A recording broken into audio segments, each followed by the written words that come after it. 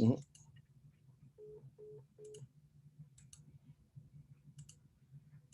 All right, hold on. Anybody there? I'm at the store right now, so it look like it's just me. Word. Well, I was gonna ask for you. I was gonna say, what was you talking about from yesterday? You were saying something. I remember you called me and you said you would call me back before I got on the plane. Oh yeah. Probably about this NFT stuff that I want you to help manage. Yeah, Which is I dope. got you. Yeah, I got to bring it into that conversation. Um, it's a hip hop museum and a couple other things. All right. Where we at with the Zoom thing? Hold on 1 second. Um, let me see.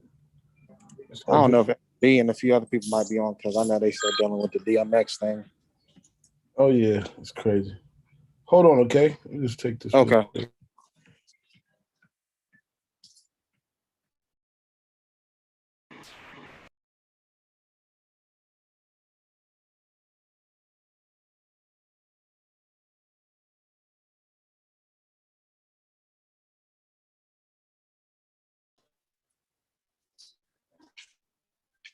Mm-hmm.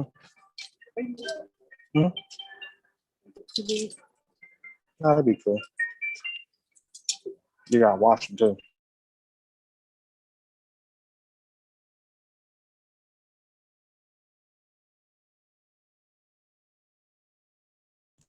What's up? What's up? What's up?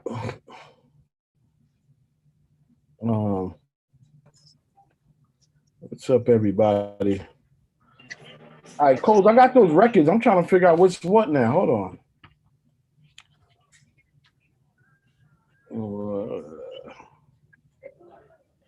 Yo, Coles. Yo, Coles. I can't see if I got these records.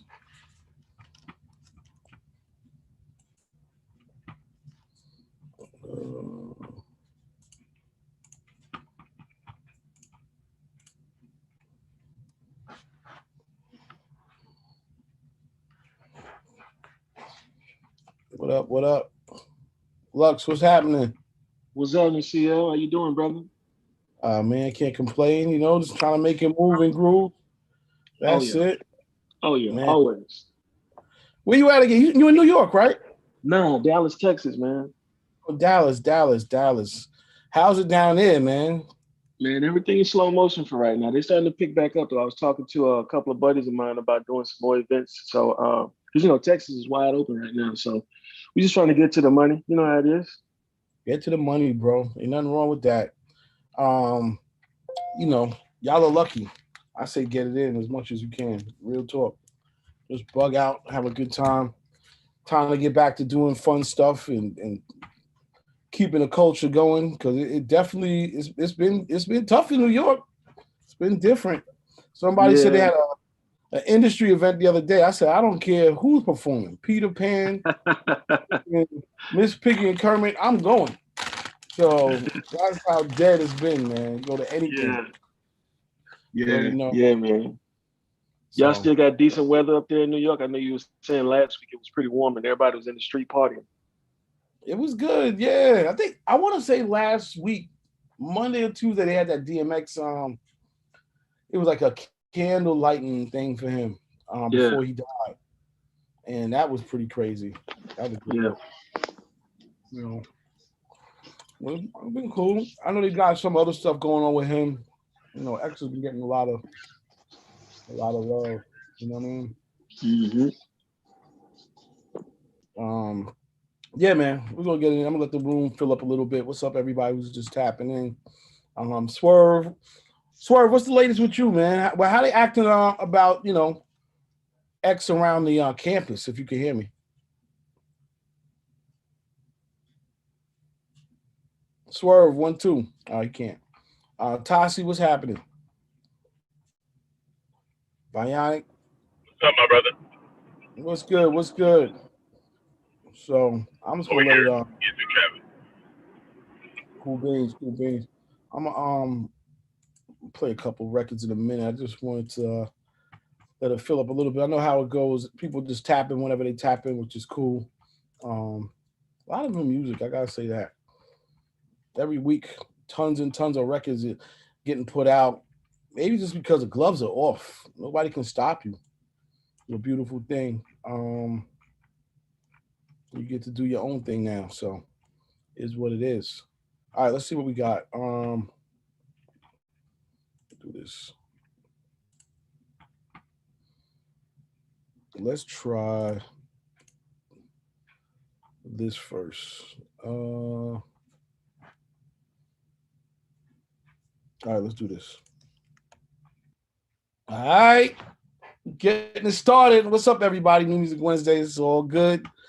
Like I said, there's just been an abundance of new records and music coming out from so many different places. Obviously, you just heard that one. What y'all take on that record right there? I dig Miguel. I think Miguel's dope. Mm-hmm. Cool.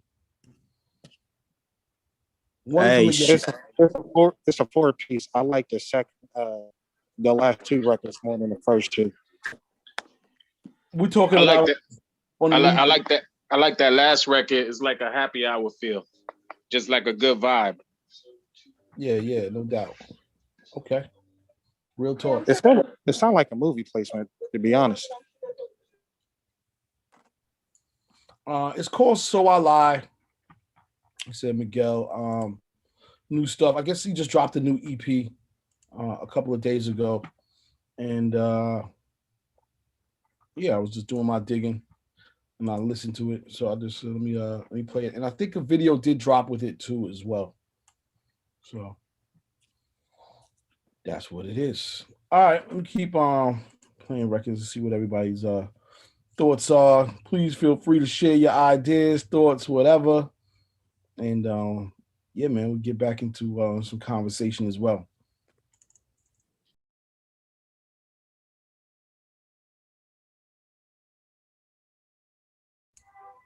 Yeah. New Polo G. Shout out to my man Wayne Skizzle in the building. Win Ski. What's up, everybody, man? What's happening? How's everybody's week, man? Let's just open it up. Word up. It's been a interesting 7 days, but how's everybody doing? I'm chilling. I'm doing good. Word. Feeling good, Amy. Yeah, man, no doubt about it.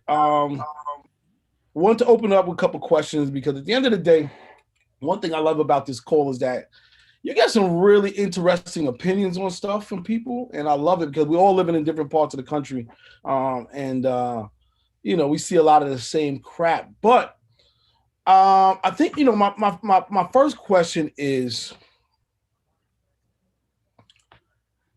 what in your opinion, and this is for anybody who wants to answer this, what in your opinion is the ultimate way to really stop police brutality or police violence? I mean, I just want to know, like, real talk, like, how do you stop police brutality? How do we stop police killings of young people, period?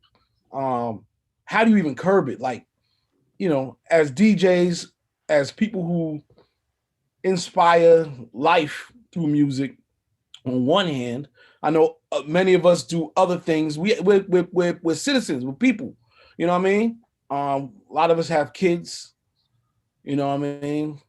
A lot of us, we are all sons and daughters, any females that are on here. But, yo, is there a way to stop this police brutality shit?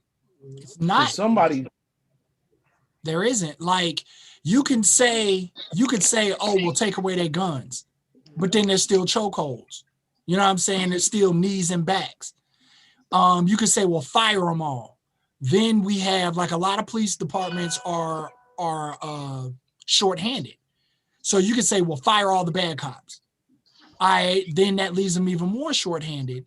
Then you either have a hiring rush, or, you know, like, who really wants to be? I mean, there are people that grow up that want to be police officers. Hell, I wanted to be one until I got to college. You know what I'm saying? Until I got ready to graduate.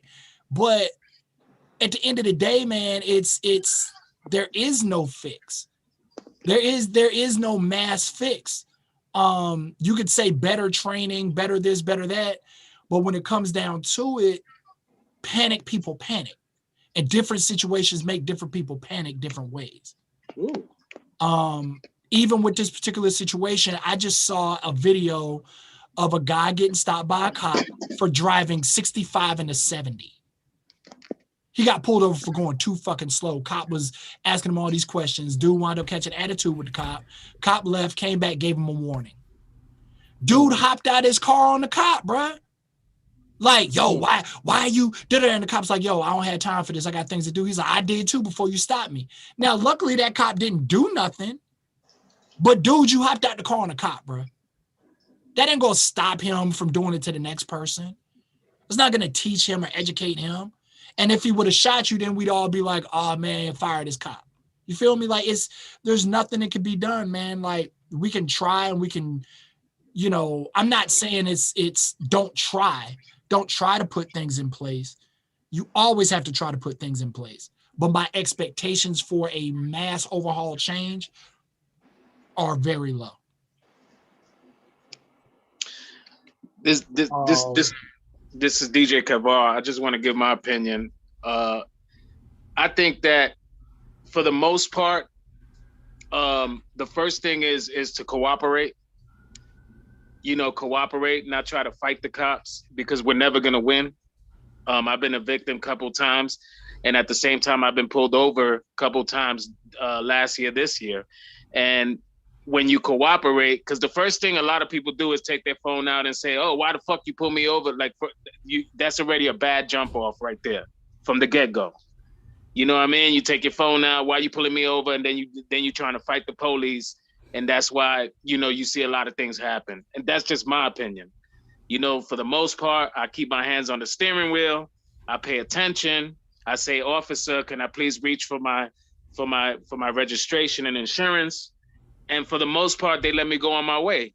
I think the first step is never gonna, it don't take away the bad cops and what they're doing, because at the end of the day, there's a lot of good cops that got to go home to their wife and kids.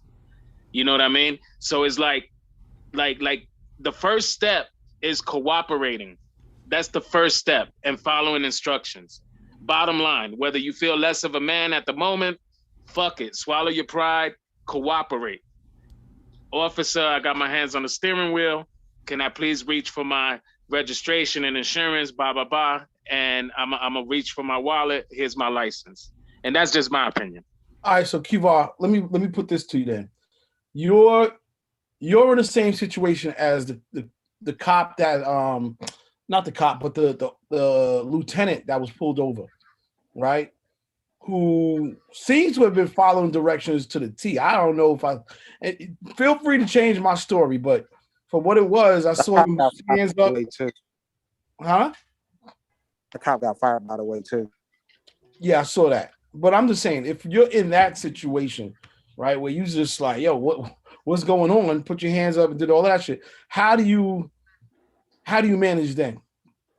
I think there's very few that cooperate.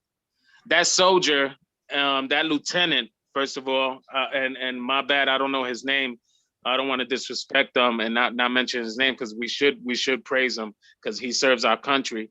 Being a lieutenant in the Army or Marine Corps, I wasn't sure which one it was. He did cooperate, and there's very few that do cooperate. But that cop was out of order. Of course, there's a lot of cops that are out of order. And what I noticed is, growing up, in Brooklyn, or anywhere in the world, anybody that grows up, the cops used to whip our ass and get a, we used to just walk away after they whip us. They'll slap our 40 to the floor, whip our ass, and then we just go home. But I noticed with a lot of social media and the phones and a lot of it, all of a sudden in the last 8 years, it's been a lot more killings because nobody's cooperating. They're disrespecting the cops. Now I'm not standing up for all police officers, but I'm saying, like I said, they got a family, they got to go home too.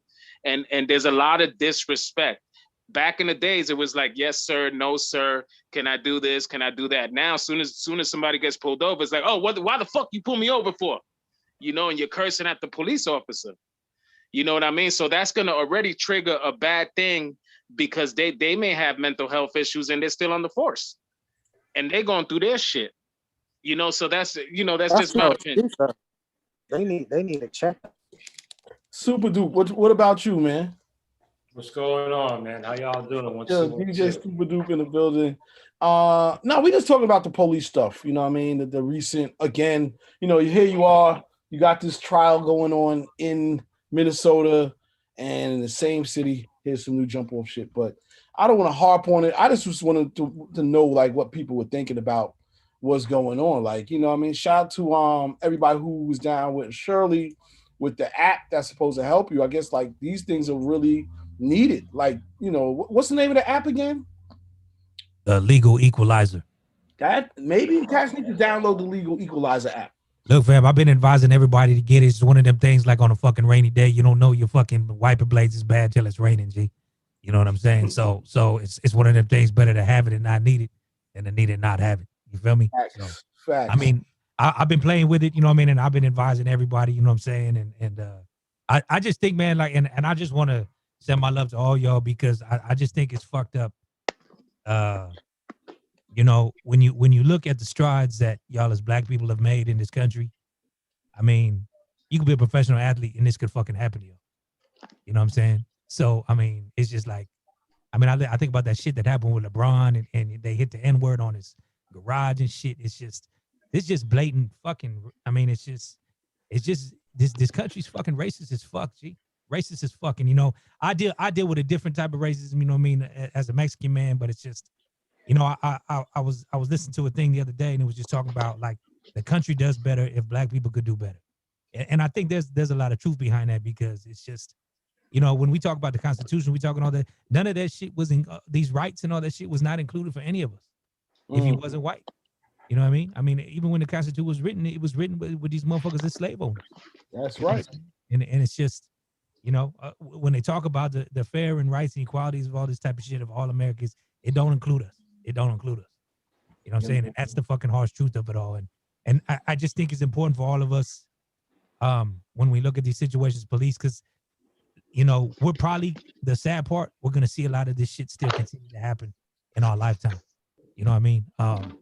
All we can do is hope that we can fight for the necessary changes that, you know, it can happen differently for our kids and their kids. You know what I mean? Because when you think about all this shit, like all these things just take time to make these changes. You know, I mean, let's be honest, man, even around the stigma of none of us want to be a fucking police officer. We know what comes with it. You know what I'm saying? So who ends up becoming the cop? These white people who just have these fucking blatant stereotypes around all of us. And now they ain't liking the finger pointed back on them when we looking at them funny.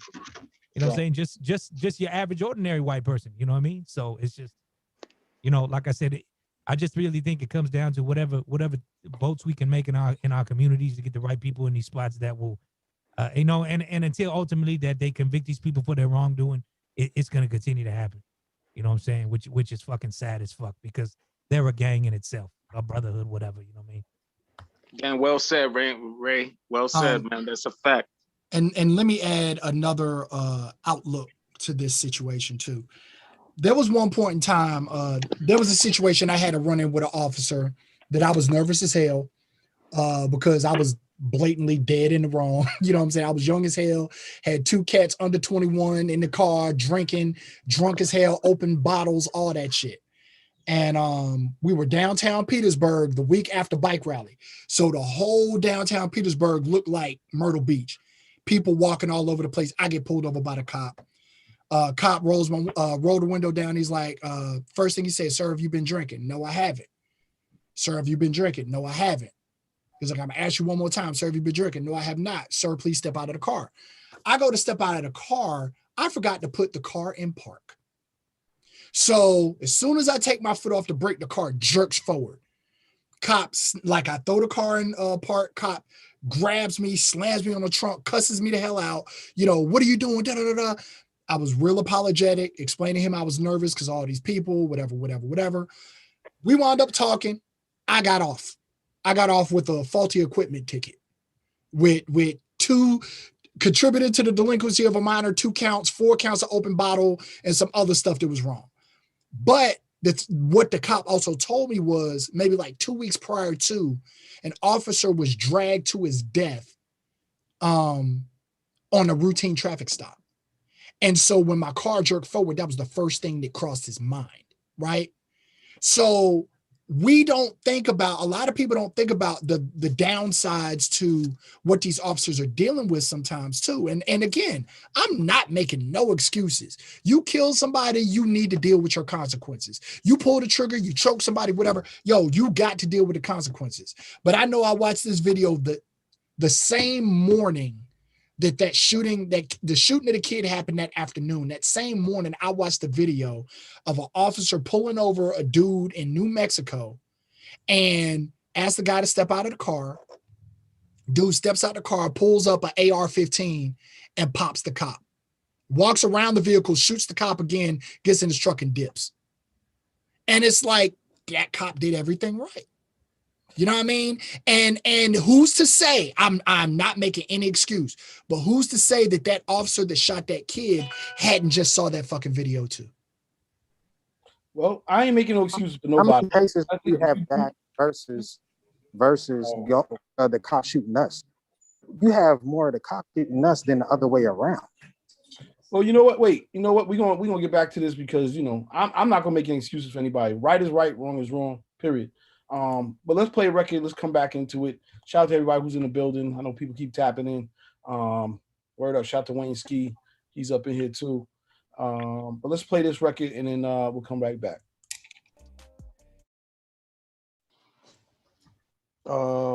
New shit. All right, what's thoughts on that record before we get back into the conversation? It's a cute record. I like the vibe. I like the feel. I like the flow. You know what I mean? Like, I ain't gonna sit here and act like I listened to what was being said, but I liked how it was being said. You know what I mean? So I can rock with it. That was Charm LaDonna. We actually had her on a call some months ago. She's from Compton. Female MC, really just an artist. I think she makes all types of music. But yeah, man, I like that record. It's definitely a West Coast joint, but fire. Like, just I like the flow on it. Yeah, she was the one that had the West Side joint. Yeah, man. If y'all remember that one. Yeah, that song was, that West Side is knocking. That one right there, I like it. It's like some Valley Grove type track right there, and she naming off the freeways in LA, so it's catchy. I like it.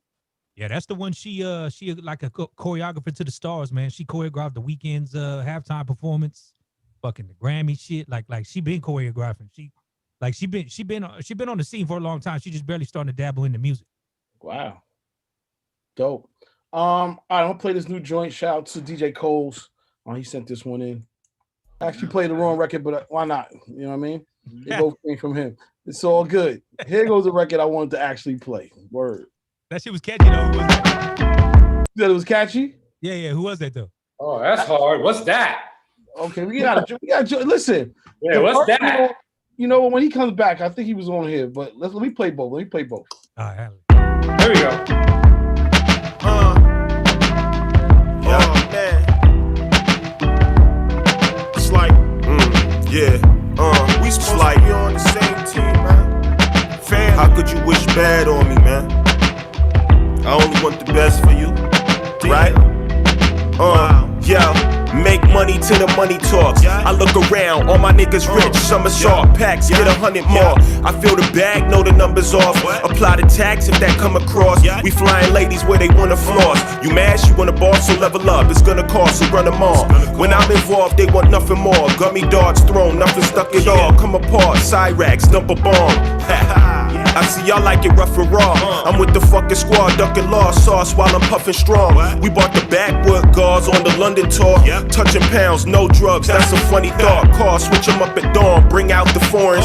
Gat my brother palm, ring out a warning. Clap 3 niggas, make them sing out in chorus. It's a rap, now I'm on, if you reach out, I'm snoring. I got some niggas in my corner wishing death on me. I got some women say they love me, never check on me. Where's the love, man? Where's the love? Come on. Yeah, I got some niggas in my corner wishing death on me. I got some women say they love me, never check on me. Where's the love? Where's the love? Yo, you know I move like I'm Hussein. Flew out the Ukraine soon as the fame came. Dropping game on them Liu Kang. The new range, we blew things on it. Get paid a few ways, the blue chain. Hang like a slave on the new day. The newspaper say lucky game came to play. And I ain't talking 2K when I spray 2Ks. My niggas is the realest, so you know I think you fake. Your hate cause a toothache, bite till your tooth break.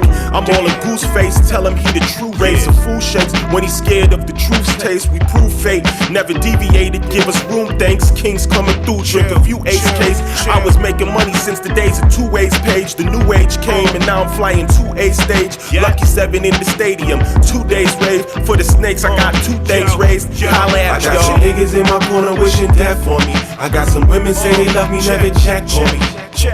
Where's the love, man? Where's the love?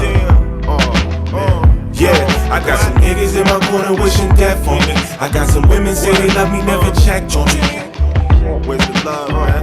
Where's the love? Come on, come on, come on.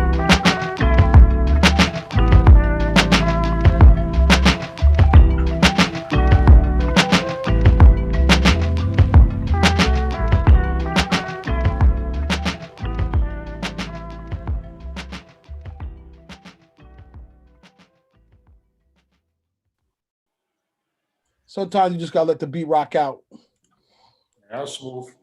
Nah, no doubt, man. It's funny because he's actually in here right now. His name Lucky 7. He had jumped in early, and I just wanted to play his record because I heard it from DJ Cole's earlier. So, you know, repping Buffalo. 7, I don't know if you want to say something real quick, but, you know, word up. You here. Okay, maybe he's not here. But either way, that last record is his record. The first record is another artist from Buffalo that he had sent me that I had played by accident. But the record's called Chips. I don't remember the name of the artist. But, you know, just sharing some Buffalo flavor. Some shit from, from the 7-1. Like kid in Buffalo called Black Sinatra. He's pretty nice. Dope.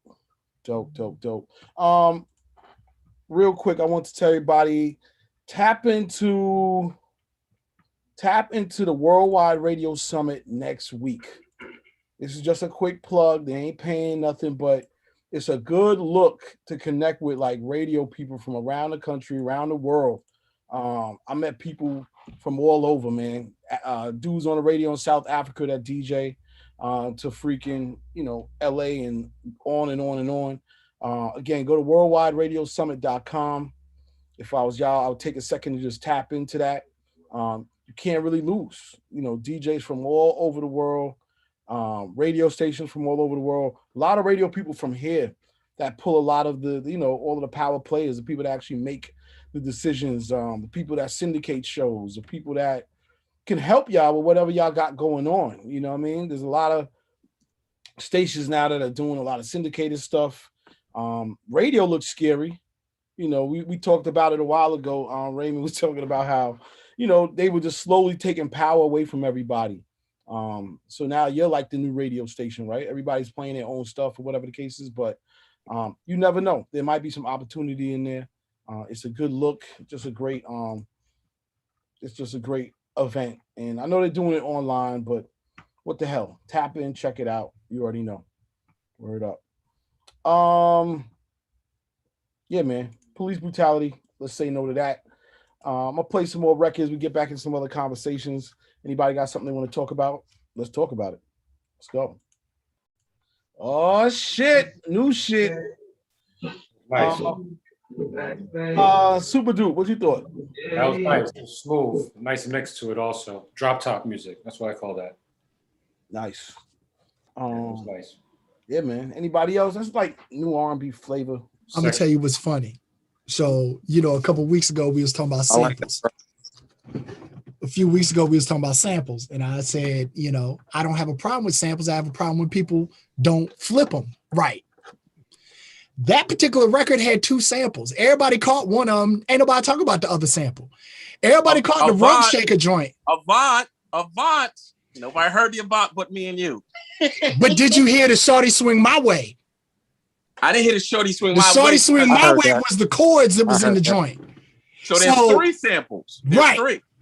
Wow. Hold on. So I didn't hear none of that shit. I'm gonna keep it real. I only heard the rum shaker shit. The Teddy Riley, Teddy took that and made it a smash. Right. So like when you flip the samples right, bruh, when it's done right, it's done right.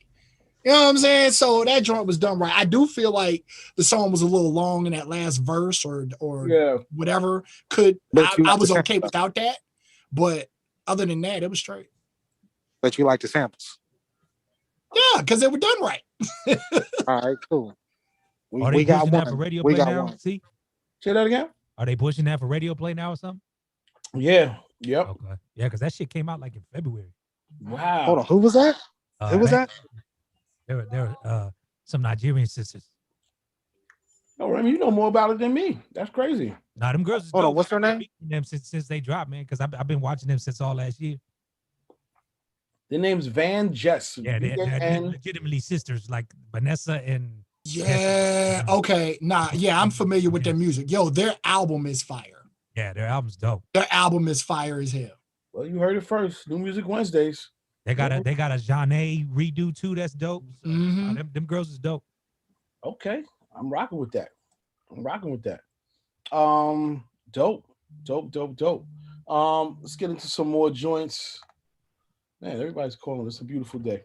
All right, let me know what y'all think about. Well, this is more of a dedication. This is the right thing. Shout out to Queen B, her pick. Let's go. All right. Y'all already know. Shout out to Queen B, Queen pick of the week.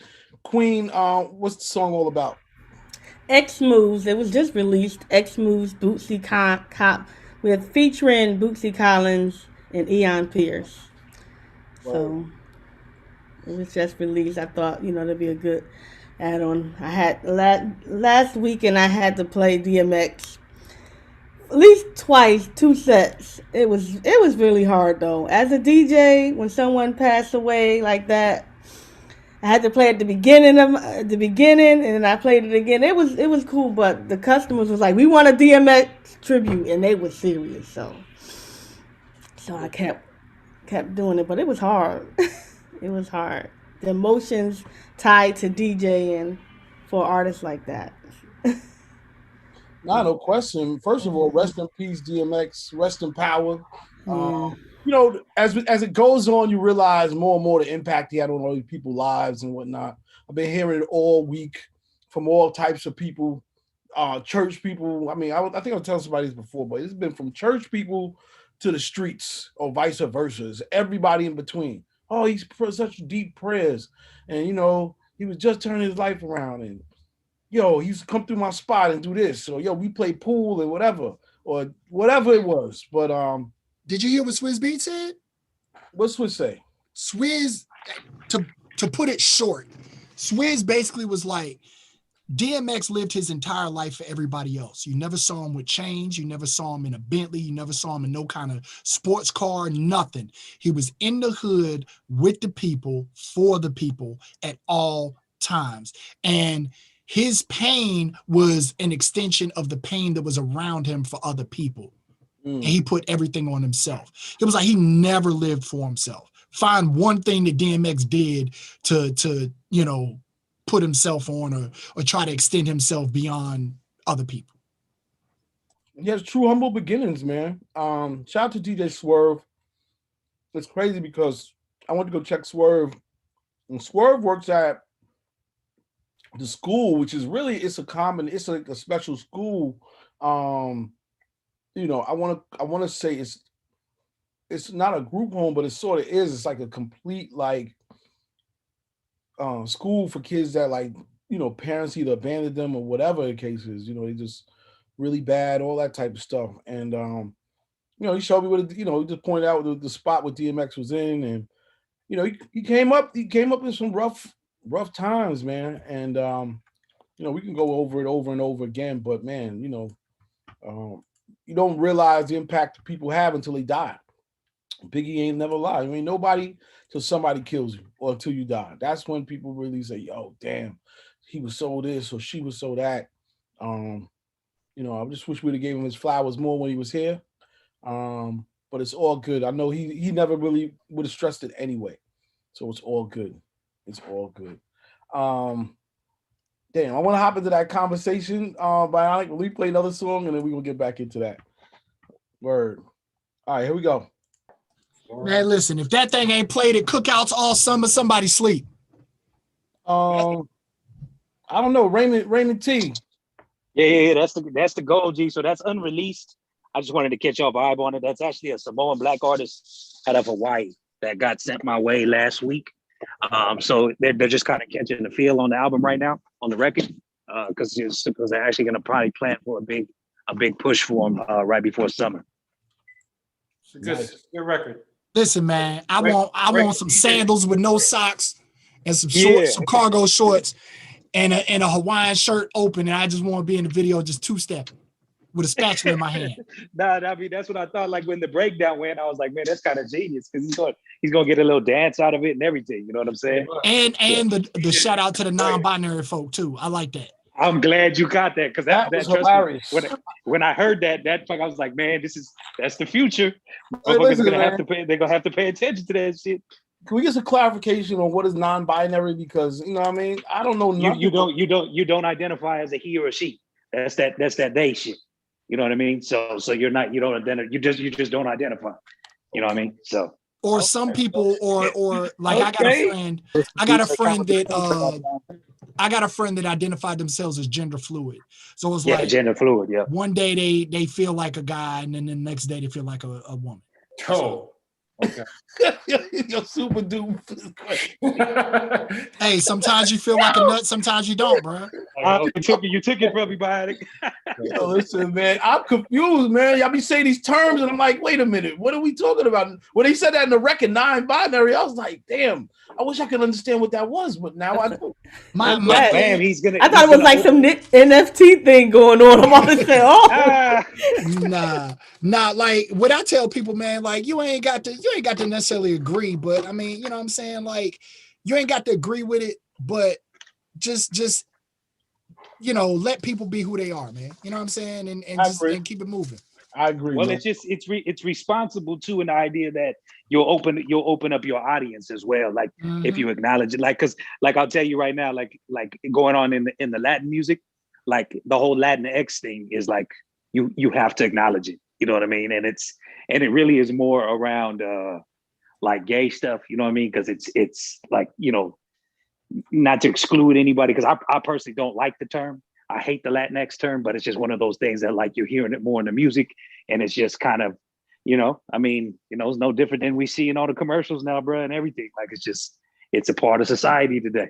Listen, man, the gay community will go harder for you than the regular black community would. If you know what I'm saying, as long as you're respectful, like it's not a matter of catering to them or pandering to them, but it's a matter of like acknowledging, having an acknowledgement, having a respect for. It's like, yo, they will go hard for you, bro. You know what I'm saying? But so many people are afraid to embrace them because they don't want to be classified as or questioned or whatever. It's all crazy as hell. Yeah, man. I think at this point, you know what I mean? You are who you are, right? So I don't got a problem with anybody. I think, the world's it is what it is. I think where you cross the line is when you start to like force it to try to push it on people. Because we all go and hang out, no big deal. Like the bar I go to, there's a whole gay crew that's in there. I know them all. We all go kick it. We drink, whatever, and they would never cross a line. And that goes for anybody. As long as you don't cross a certain line of a personal line, shit is all love. Who cares? I want to say one thing. I think anyone could agree with me. I would love to hang out with Young Ma in a club with her. Young Ma, I would love to hang out with her. First of all, her music is fire. Right. Her music is fire. She says more inappropriate stuff than the dudes do. While you bullshitting, I'll say it. I don't give a fuck. I would love to hang out with her. Young Ma, I hang out with dude. I'll hang out with Young Ma and Lil Nas X. Fuck what y'all talking about. at the same damn time. And I say that because Lil Nas X will bring a whole bunch of women around. They're gonna bring some women. Yeah, Young Ma, they're gonna bring some women this way. I'll be like, yo, come here. Got the wine glasses already going. I was like, come on. Hey, so check it. I got a question for the room then, because I had a homie who used to be a Chippendale dancer, and I would go catch his strays, you know what I'm saying, off of the end of the night. So peep game on this, put together a male stripper night, DJ that shit, you know what I'm saying? Because that's why the women is winning. You notice when women throw parties, they be having mad stripper bitches up in the thing. Might as well have the dudes do a thing too. Yeah, that used to be a thing out here. They used to have these male reviews, and it'll be about 400, 500 women in the spot. And then and the review would be from like 8 to 11. And then they open the doors at 11. And if you was one of the guys that got there at like 11:05, bruh, they was already primed and ready for you. Primed and ready. Primed and ready. These terms. Anyway, sounds good. You know, whatever you're getting into, just be safe. All right, I want to play this record because well, actually, Swerve, what's happening? Yo, what up? What up? E, what up, man? Elijah, I don't know where he just went to. Yo, I ain't seen Elijah in years, man. Since Cornerstone. I was just gonna say, man, shout out to the Cornerstone crew. Oh my goodness. I was just telling him how you pointed out DMX's dorm when I was over there with you. Or you were saying like he went to school, you know, at the spot and everything. But yeah. All right. Shout out to Swerve's in the building. Let's play some more music. And this record I had heard over the weekend. Not sure. I think it's new, but I'm not sure of how new it is. But wanted to get y'all take on it. I'll play a little bit. Tune. Anyway, artist name is Mortimer. The song's called "Fight the Fight." I don't know who's up on that, but I've been hearing it more and more in like the more, you know, underground reggae scene. So I don't know who's up on it. I don't think it's that new. I mean, I think it's new. I don't think it's that old. But, you know, reggae, just like a lot of other subgenres, it takes time to sort of, you know, make its way up or whatever the case is. So it ain't blow up yet, but check for it. Mortimer, Fight the Fight. I'll probably get the record on the site by tonight. And that's what it is. So, I don't know. Any thoughts on it? That was nice. Fire. Yeah, that was nice, man. Smooth. Yeah, man. Good. Can't hate on that. A lot of good music out here, man. Shout out to everybody that's sending stuff. I've been getting everybody's joints. Yeah, before we play more music, I ain't gonna lie. Bionic was hitting me on the side about did y'all see the cat that that proposed to his wife with 5 wedding rings? I heard about that, but I wasn't gonna entertain that. I saw it, but I didn't want to click onto that shit. Why? It's too much pressure? It's too much, right? Yeah. I didn't want to add to his fame, so I didn't click onto that shit. I thought it was ill that he did that. I was like, yo, that's crazy. You know what I mean? I mean, Queen, can a man lose like that if you know? Married her 5 times. 5? It depends on the man. Depends on that sunshine too. I thought it was just like letting her pick the ring. That's all. You know what I'm saying? Like he put five options up there for her. 5 rings. She's doing something right. No, she got Jordan. That's the question. Did she get 5 rings, Jordan? 5 rings. She's doing something right. Right. No, but Jordan, like she doing Jordan, yo. If he didn't let her keep all 5 rings, I think she got to pick one ring. Yeah. And then then the second part of the post, they showed her, you know, with just the 1 ring on the finger. You know what I mean? So he might have had a sponsorship opportunity of some sort. Yeah, that's kind of like Jacob the Jeweler. Somebody was like, "Okay, we gonna sell some rings today." Right. Yeah, I mean, that's hella smart. Good job on that. I thought she gave him 5 rings. I was like, wow. Not the worst thought though. Shout out to Jacob the Jeweler. I just thought it was ill, man. I thought that shit was ill. I've never seen nobody do that. And for real, it was just crazy. It's all good. There's a lot of stuff happening out here in this world, man. All right, let me get into this next record.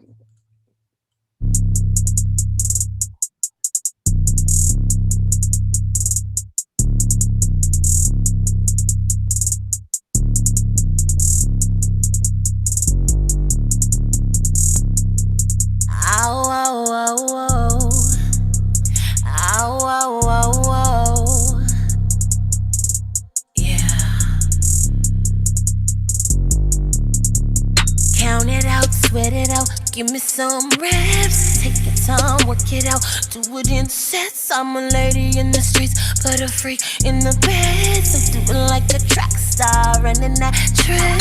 I'm a bridge, scissor splits, show me you can handle it. Sofa dips, shoulder stands, bench pressing like Superman.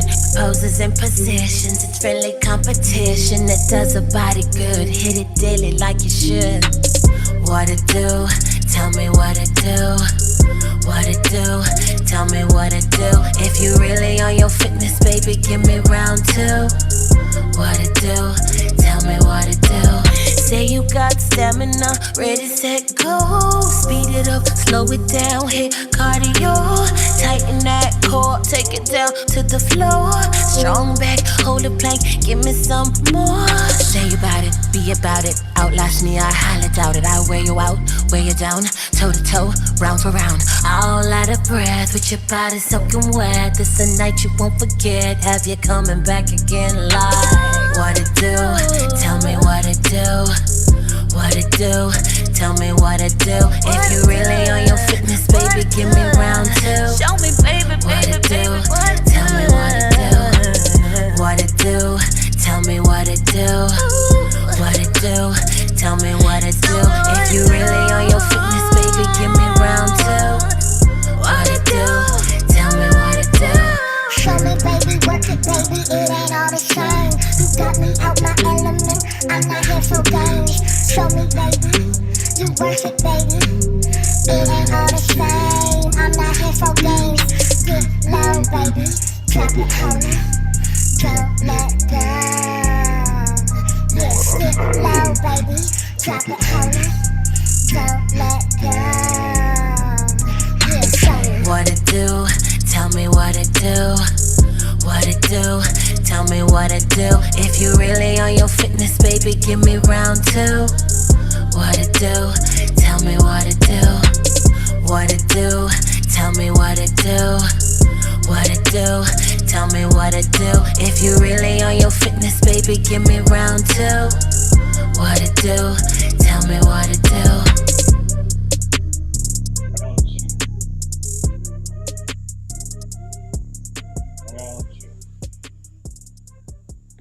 Oh shit. Hold on now. I'm getting my ass in the gym right now. Right. Yo, she wants to fight and yo, she ready to go hard. Round two. Yo, James, who is this? Yo, that's Renee Winter.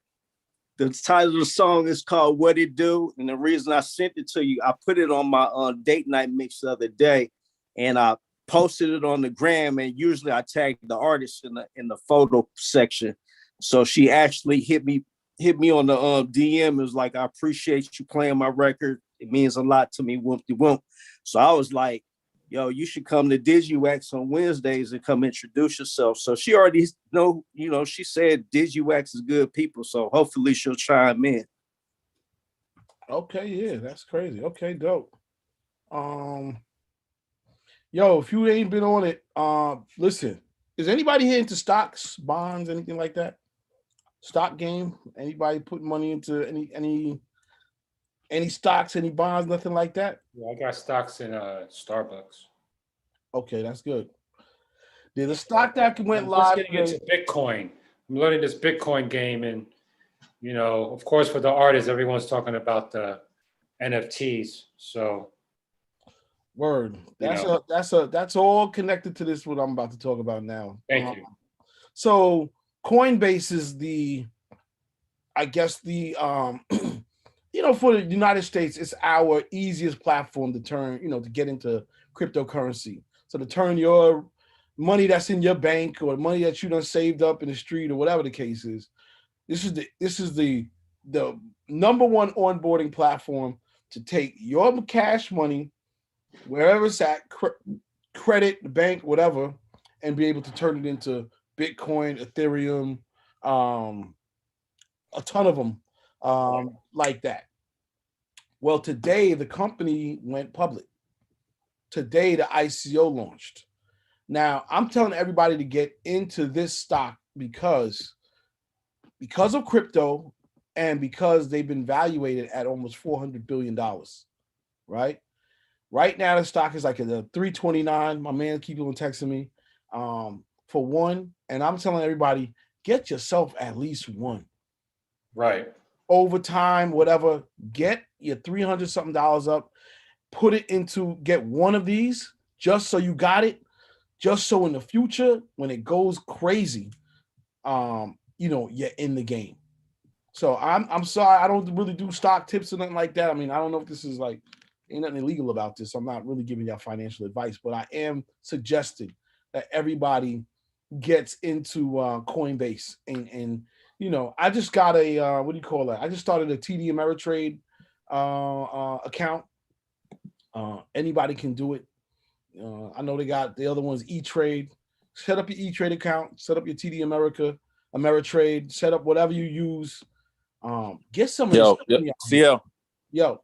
So I'm into it. I was just kind of just listening to it, but just be careful if you end up like if you plan on investing and leaving stuff alone, like E-Trade and I forget what the other one is. They prohibit people from day trading basically. So once your account gets to a certain level and you start moving certain money around, they almost force you to do to use one of their stockbrokers. And I'm telling you this from experience.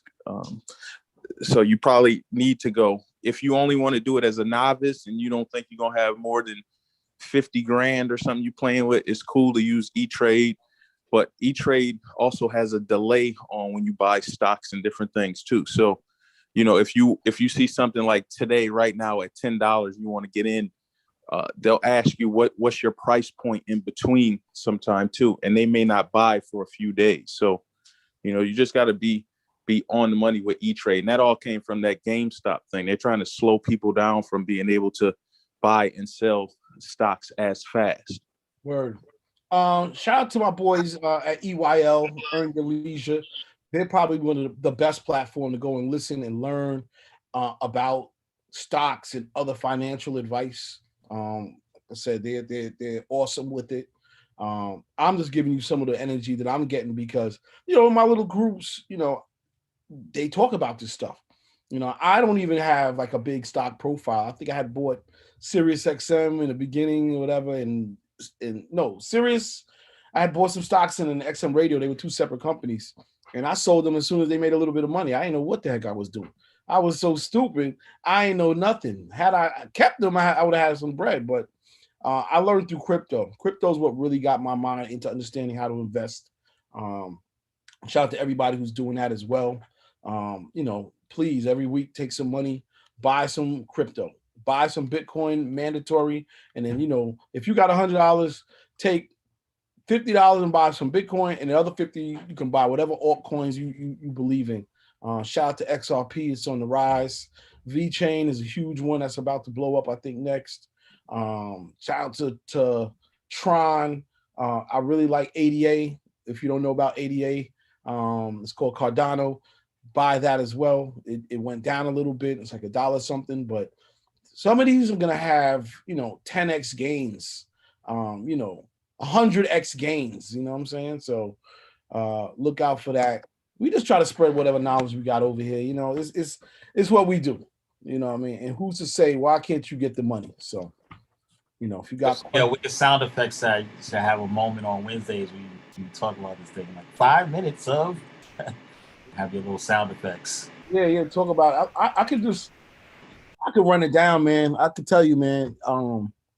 Some of these things are going to explode over the next, because what's happening is that with NFT, just not just NFTs, but with all of these new things that are happening, the adoption rate is starting to like speed up. People are just like, oh, well, I got to go get some Ethereum so I can go and mint an NFT. I'm an artist. How do I do that? And they go through the process, and now they're a part of the ecosystem. And the more and more people that go into it, it's just going to grow up. And to give you an example, right now, not even 1% of the world's money is in crypto. Right. Wow. Exactly. So you got to think, when it gets to 5%, what is it going to look like? When it gets to 10%, what is it going to look like? Or 50, or, and it's inevitable. It's a young people's game. It's the future. Technology doesn't go backwards. Nobody says, yo, I can't wait to rock the VC, go get a VHS from Blockbuster. Nobody does that. Nobody says, yo, I gotta go get these CDs real quick. Or vinyl is different. But nobody said, technology moves forward. Go ahead. I got a quick question. Because I stepped into the room with Dame Dash and all them the night before last, and they was talking. It was an NFT room. So what I heard, like somebody said in like this 3 sentences, they matched NFT and Ethereum. So are they saying invest in Ethereum also, the Ethereum coin? Yes, you should. Ethereum is the blockchain that powers NFTs, right? So that's one of the many things that Ethereum does. Ethereum is like internet for crypto. It does so many things. It powers so many different projects. Decentralized finance is another one. NFTs is another one. What's happening with these metaverses and these, quote unquote, in these new worlds where people are like, video games where you're walking around and meeting people with your headset on and all of that stuff. They're powering tons of this stuff. So in the future, that's what you're going to keep on seeing. But yeah, you should definitely, but you need to have Ethereum to be able to mint or create an NFT. So that's why it's super connected. You have to have Ethereum to be able to do it. At least because Ethereum, I looked on there, it's been like second. It's Bitcoin, then it's Ethereum. And now that I was in that room and I heard this cat just say NFT / Ethereum. I'm like, okay, so the thing to do is get Ethereum also. Right. Yeah. So Ethereum, the way you want to do it, right? And this is for anybody who wants to learn on the quickest way to get to like that NFT to mint your own, or maybe you want to buy somebody else's art, or NFT. But what you want to do in the United States, you would create a Coinbase account, right? When you create your Coinbase account, you would connect your credit card or your bank card or your bank account. Okay. You then buy whatever amount of Ethereum, $200, $100, whatever you want. Okay. When you do that, it actually creates an Ethereum wallet on Coinbase. Now, second step of that is you'd have to go download a MetaMask wallet, and you do that by going to your Chrome browser. It's actually an extension on your Chrome browser, right? So once you do that, you would create a MetaMask wallet, which is another Ethereum address, and you would transfer the money the Ethereum from your Coinbase account to your MetaMask account. That MetaMask account you can now connect to Foundation or Nifty Gateway or any one of these NFT platforms, and there you can go ahead and mint or create from there whatever art you want, or it could be static, it could be artwork, or it could be art with video, things moving in it. You can do so many different ways. And what's beautiful about that is once you mint, you own it, is forever. If you sell it, you get paid, but if they sell it, you still get, or you keep 10% for the rest of your life. Right. No matter how many times it gets traded or sold, you always get paid on it. So these are investments, and you got to think about it too. Every time you buy some Ethereum, we're so early. Ethereum itself is just raising in value over time. It's on its way to $3,000. Anyway, I digress. I'm about to on that Doge coin or whatever, because I seen that shit was trending too. Oh, Doge is ill because Doge has no use case and it's still blowing up, and that's why it's crazy. When you're talking about crypto, right? It just shows you that us as people really control the power. We have the power. What I mean by that is that Doge doesn't really do anything, but because the people of the world like Doge and they believe in Doge and they buy Doge, it went from being 0.000001 cent to now I think it hit a high today of like 12 or 14 cents for one Doge. That means back when it was 0.000 whatever, if you put $100 on it and you were able to get, I don't know, 100,000 Doges today at 14 cents, you're sitting on $14,000, something like that. $100. You might want to check my math, but anyway, the bottom line is, all of us can see life-changing growth in our financial portfolios from crypto. Yeah, I'm about to try to mint a joint this week. I just finished the song today. I think the video aspect of it has been got finished end of last week. I just finished the song this week, and then I'm gonna try to mint that thing and try to sell that thing off about 150, like 20 make like 20 copies for $150. See how it goes. So the beautiful thing about it is when it comes to minting, you don't have to give up the rights to the record exclusively. What you're NFTing, that is just what you're NFTing, which is going to be artwork with this particular song or a piece of a song or somebody talking over it, whatever. Those are exclusive pieces. Like Bionic said, he's doing 20 of them. However, it has nothing to do with the song itself. You can still monetize a song through Spotify, Apple Music, sync licensing. It has nothing to do with giving away your music. Like a lot of people are under this impression that giving away your music for free when you mint. No, you're not. You're only creating another revenue stream for yourself as an artist. Period in the story. DJs should be minting also. I'll tell you how. A couple of ways. One, y'all can literally take beats that you created, cut and scratch over them, talk over them, come up with an intro, put them over an original piece of art, and guess what? That's a DJ mint. Cats could have a turning record of their own music, cut it, scratch it, talk over it. This is DJ CL, you know what it is. Take that, pair it with either a video or a piece of artwork, and you can have an economy. You can make money from that on a weekly basis. If you can somehow come up with a theme for, how it is, Elijah or Super Dupe. You know how it is. I'm setting it up right now. Like I'm making content right now, so I can sit back and do that. I'm looking at the art behind you. Like I'm setting it up right now. This is my brother JV, and he's the one that actually told me about the NFT. So I'm actually putting together, like with the book that I put out. I got a book that I just dropped called Golden. So I got a copy. Well, this is one copy. I got a couple of copies. I got a couple of copies. And with this, I'm going to make some NFTs. I got like some old classic photos of it's like Red Man right there. There you go, man. But, those type of joints, see, like, and let me just explain. On here, he's Eric Brumfield, but this is DJ Super Dupe, right? And I'm going to tell you, this dude is one of those DJs and one of the people. What's up, Will?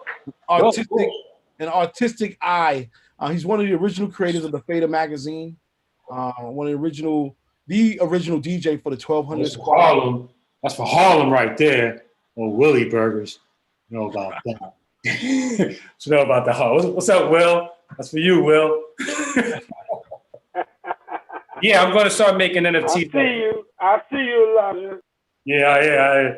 Yo, CL, you got these right, CL? You got any more of these laminates? Don't you got some of those? I got them somewhere. Oh my God. Yeah, find those. I'm making a book out of that. That's going to be the next. Yeah, find those. I'm going to do a show on that. Well, you should talk to everybody. Listen, Raymond T probably got more than me. Cole's got a lot of them. Who got those? Because that's the next. Kermit. That's the next book. Hey, you got Kermit Henderson on here, right? Hey, Kermit. That's when I went to go see Tupac and Biggie, and he brought out Biggie in the Palladium. I don't know. Were you there, CL? You might have been there, yo. Yeah, I got a lot of tunnel laminates. Yeah. Oh, the tunnel joints. Yeah, I need those. Actually. Yeah, give it Elijah if you want to make some money on your laminates. I know y'all done been around the world, been to mad conferences and all that stuff. All right, let me get back to the music, and then we're gonna bring on our first guest.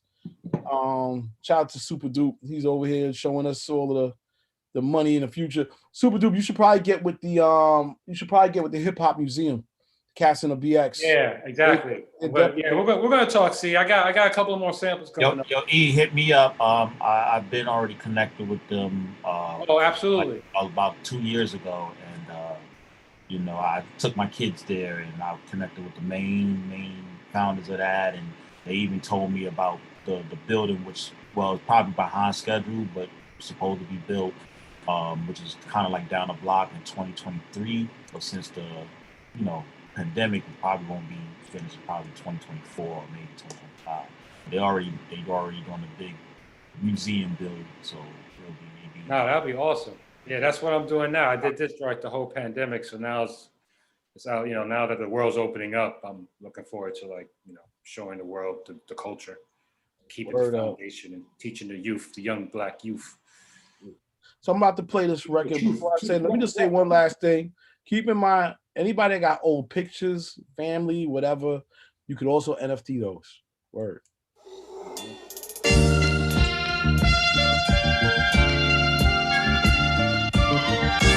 Bobby Wardrobe King.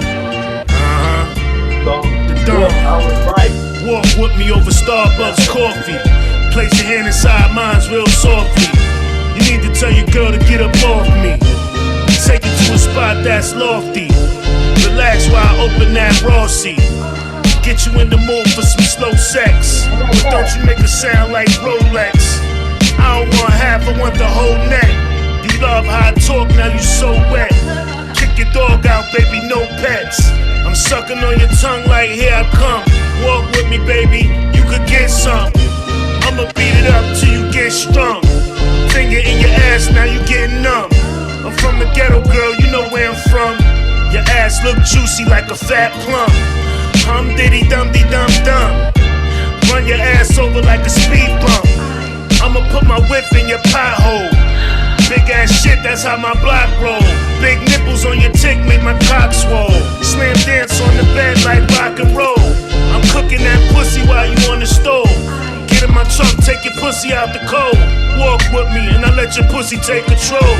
I bought a little honey and some whipped cream. Bag full of money and some dick dreams. You could get it tonight, you know what I need. Take them panties off, don't be a dick tease. Brushing off a slow music before I hit it fast. Banging on the walls till I hear the call. You yelling, daddy, don't stop, feel my balls. Walk with me over Starbucks coffee.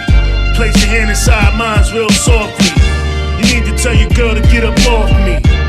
Take it to a spot that's lofty. Relax while I open that raw seat. You act like this pussy gon' cost me.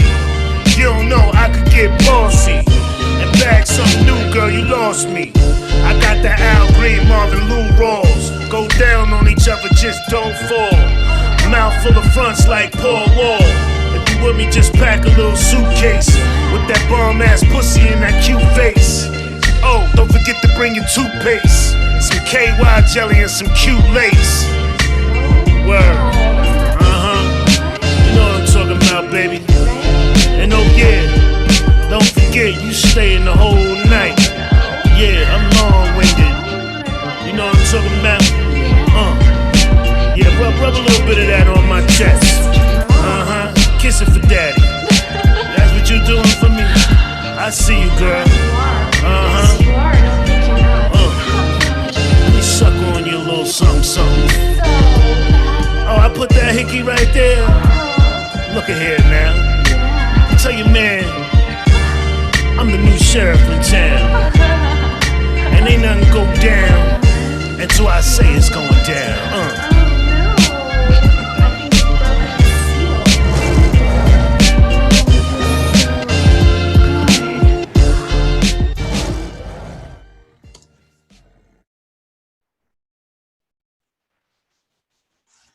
Yeah. Wu-Tang. Wu-Tang? That was well wait. Let's let Swerve. I guess that was the Capadonna's new joint. Yeah. Ooh, that sound like Cap. All right. I like that. Off his new album. That was crazy. Like, where do you get that from? Because I feel like Wu-Tang don't send me music, man. I feel offended. Like, I never get music with Wu-Tang. Yeah, it's off his new album. He got a new album out called Disconnect. The disconnect between Wu-Tang and Digiwaxx. You got to fix that. I'll reach out to reach out to SB. She had a connect with I think Wu-Tang members or people at one time. Absolutely. Swerve, did you get that from Symphony? Huh? Did you get that record from Symphony? Nah. Oh, okay. Because it's a record from DJ Symphony, and that we just got, that we're supposed to get in a couple of days and put out. So it may be that. I'm not sure. His new albums, Capadonna, Black Tarzan. That's his new joint. Capadonna, I like that one. Yeah, Black Tarzan. That's his new joint. Oh. All right, cool. Trying to see if Mr. Walking Lick is on yet. Is he on? Okay, I don't think he's on, man. I'm looking for him. I don't see him. All right, we're gonna keep on playing music, talking that talk, walking that walk. Shout out to everybody who's independent. Anybody fuck with this vaccine yet? Oh boy. Let's talk about it. I ain't take the vaccine yet. I'm scheduled to get one next week. That's why I'm curious to know if I'm a fuck. One ain't gonna be the Johnson. It ain't gonna be the Johnson & Johnson one. I can tell you that. Look, I'm pissed off because I still want the Johnson & Johnson joint. Like, and my homeboy, my chiropractor went on Saturday, and I couldn't go because I was at a vigil for somebody that had passed. And then Sunday and Monday is when all hell broke loose and they stopped giving them shits. So now I'm over here stuck. Like, I don't want to get the other two. I want the Johnson & Johnson. Yeah, I know the issues, but I want what I want. Why is that though? Why do you want the Johnson & Johnson one? My thought process is that one of them is like 90-something%, the other one was like 80-something%, and the Johnson & Johnson is allegedly 70-something%. However, the Johnson & Johnson is supposed to protect you from all strains. And the major strain in the US right now is the UK variant, and there's a double mutated strain that started making its way through, I think, Arizona or something like that. I don't know how that's going to hold up against Pfizer and Moderna that are built for that initial strain. So I'm looking at it from the stance of 70% across 5 or 6 strains versus 90% versus one. I'd rather go that route. All right. So do you guys think that do you think there's going to be another version of the vaccine? Is there going to be another version that's going to come out? Is there going to be a better version that's going to come out? There is another one that nobody's talking about. I forget who makes it. It's Pfizer, Moderna, Johnson & Johnson, and there's another one. You talking about the Aztecia or whatever the company? Yeah, some shit like that. Yeah, some. Look, you're supposed to take it because it's supposed to make you better. My caution about it is, again, it happened pretty quickly for vaccines supposed to be, tested and everything. So that right there just scares them living daylights out of me. Because you just never know if you take it, you get sick, whatever happens. But, will there be a better version coming out in another couple of months?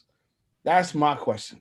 Are we just jumping and taking this thing because the media has been able to sort of control us up to now, like really to say, hell, take it. But is it the best thing? I can't tell you. But at the same time, I know how it is. We got family members, we got other people, it's really one of them things. You caught the COVID already before, right? See?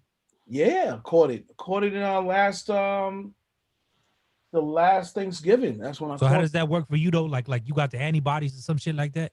Yeah. So you don't necessarily need the shot. I don't need it. And that's just our body's own natural way of just fighting it, right? That's absolutely. Okay. Absolutely. Yeah. See, my thing is, man, I'm getting hit up to move around a little bit. So. Oh yeah. I'm worried a little bit in the idea of bringing shit back home. I'm not gonna lie. Part of it is I'm just a little fucking antsy. You know what I'm saying? But I'm getting hit up for work, like legitimately in LA and some other shit outside here. that it's just like, okay, on some security shit, should I get this shot just so I'm cool, so I don't bring nothing back? Or, I mean, but is that even guaranteed an idea that I get the shot that I'm going to be immune to getting it? You know what I'm saying? Well, they said pretty clear. Hey, if you're going to be traveling, I think you should take it. Right? It's just my opinion. I ain't a doctor. I'm just a person. I think you should take it. At the same time, know that taking it doesn't guarantee. Well, they tell you can still catch COVID after you take it. Right. It's like, what's the point? You know, the crazy shit? More people have caught COVID after taking the other vaccines than died from Johnson & Johnson. Good point. Like, or not even died, but like one person died from Johnson & Johnson, I think, but like 6 got sick with the blood clot thing. And it's like 6 people, but more than 6 people have gotten sick after getting the Pfizer and Moderna joint. So why are y'all putting so much heat on Johnson & Johnson to do something? You know what I'm saying? Like, I think all of them, they tell you, like, all of them are, none of them say, oh, you take this, you're not going to get COVID. You'll all get COVID. What they're supposed to be doing is tricking your body into creating the COVID fighting genes in the body. That's what it's supposed to be doing. Now, the issue that people have with it is that that's not natural for your body to just put out certain stuff, because it's anticipating a threat. And that in lies some of the issues why people are getting some bad reactions. But at the same time, it is a numbers game. And if it's going to help you survive taking the shot, then at some point you have to take it. My thing is that who's to say it happens so fast? Who's to say that another pharmaceutical company or even the current pharmaceutical companies don't make a better solution? Because they haven't had no time to test it. Yeah, there's no doubt in my mind that another one will come along, or there'll be a Pfizer 2, a Moderna 2. You know what I'm saying? Like, there's no doubt in my mind about that shit. Yeah. None whatsoever. So can you hold on or see, but if you're getting money and then, like, people are like requesting you to travel, because that's when it changes. Because I heard the situation in Michigan is dire. You know what I mean? They have those new variants are stronger in certain cities, and that's where people get sick and then bring it back home, and then that's how it transfers.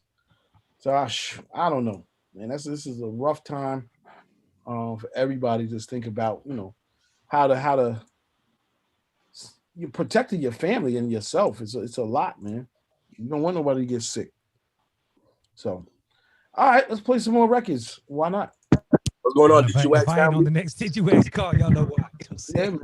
What's going on with that DJ Yo-Yo? Yeah, what's going on, fam? What's happening, my brother? How you doing?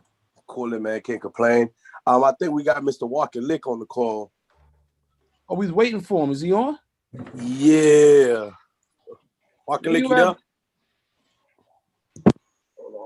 He ain't here. Yo, why don't you do this? Get him. We're gonna play a song in the meantime. And then by the time he comes back, we could get him on, all right? All right, cool. Cool.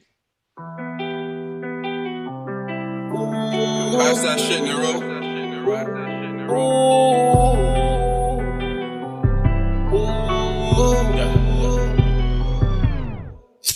Got a brand new car and a brand new bitch.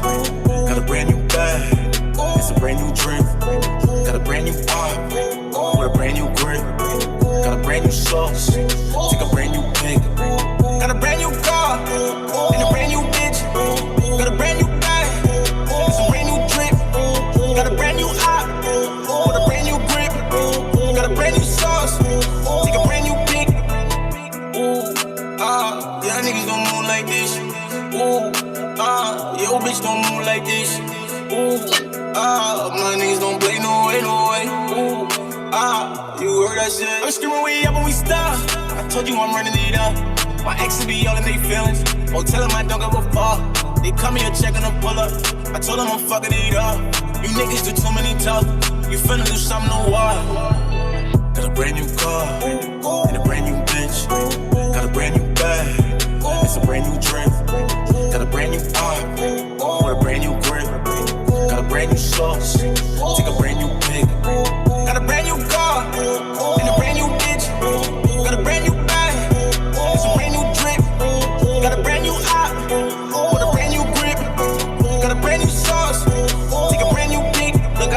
I'm dripping with sauce. Everything new, so imagine the cost. I used to be broke, now I feel like a boss. Can't walk on my shoes, you'll probably get lost. They hurt that I'm winning, they tryna get with me, but shit get sticky. Your niggas is iffy. The reason I'm ballin', I worked on my Jimmy. The niggas you seeing was struggling with me. Nigga, I'm lit, you can't stop me. No, no, no. Yeah, I'm here right now. Got my blessing. No, no, no. Bitch, you a dub, so please don't touch me. No, no, no. You cool the ops, I can't get friendly. No, no, no. Got a brand new car and a brand new bitch. Got a brand new bag. It's a brand new drip. Got a brand new pop with a brand new grip. Got a brand new sauce. Take a brand new pick. Got a brand new car and a brand new bitch. Got a brand new bag. It's a brand new drip. Got a brand new op with a brand new grip. Got a brand new sauce. Take a brand new pick.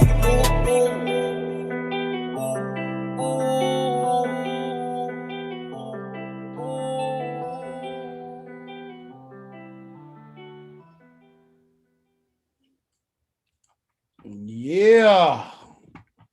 New music. I don't know, man. Sounds alike. I don't know if there's regional sound in music anymore, but I like that record. That joint sound like the Moray joint. Like I feel like that would be the perfect blend. Something in the quicksand. Like I feel like them two would blend perfectly together. Facts. That might be a way to break. You might have cracked the code on that right there. Play right after Moray. You good? Damn. Just like that. All right. Got our first guest on the call. Representing. He was on for a second before that he came off. Mr. Walking Lick, what's happening, my brother? What's going on, man? What's going on with you? How y'all live? How y'all doing? Man, chilling, man. Welcome to New Music Wednesdays and whatnot. Where you at, man? You in the studio or something? Yeah, I'm in the studio. I stay in the studio. I got a studio in my house. Nice. Where you at, man? Where you based out of? Miami, Florida. Based out of Miami, Florida. Born and raised. Shout out to the 305, man. That's what's up, man. All right. Shout out to everybody in Miami, man. First of all, thank you for taking the time to join us over here and do the damn thing, man. Shout out to Will and everybody that's been talking about you. Okay. We're gonna get into this record. So before we play it, let's just talk a little bit about you. Let's talk about your background musically. How'd you start? When did you start? How did you start? How did you get into music, man? You're on mute. Yeah, I'm hearing you. Yeah, I started music like in high school. Mm-hmm. I've been doing it but I really started taking it serious during high school. And it kind of I did a remix to Rick Ross' Hustling song, and it kind of took off a little bit in Miami, just a little bit. It didn't take off a lot, but it took off a little bit, and it kind of motivated me to keep going and to keep making music. So, and that was, from there, it was just history where that's what I started doing. I used to make beats and stuff too as well and make music, but I just said, you know what, I'm gonna just put the beats to the side and just make the music. More likely just focus on music. Dope. Mm-hmm. So the single that we're about to play now, did you produce this? No, I didn't produce it. It was a beat maker produced it. I didn't produce it. Only just did music off of it. Write the song and put together the music. Mm-hmm. Cool beans. All right, well let's get into it. We're gonna come right back, talk some more. You want to introduce it? Yeah, this is my new single, Kilos, Mr. Walking Lick.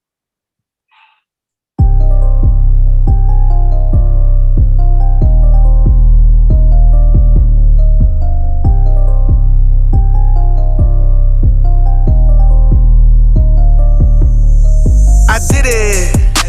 What the rest of the club hold backing it up, showing titties. They talk about me when the man in the motherfucker bidding. Better back on up, got the straps on us, 150. This nigga get jiggy. Yeah, nigga, we with it. They see the ice on me, bitch, come around me, start chillin'. This just the beginning. I got niggas timid. No fraud in the coupe, but I ball like a hoop, I'm swishing. Ain't got no feelings, just making a killing. Kilo my neck, hey. Kilo my wrist, hey. Kilo my whip, hey. Kilo my bitch, hey. Kilo my wrist is full of kilos.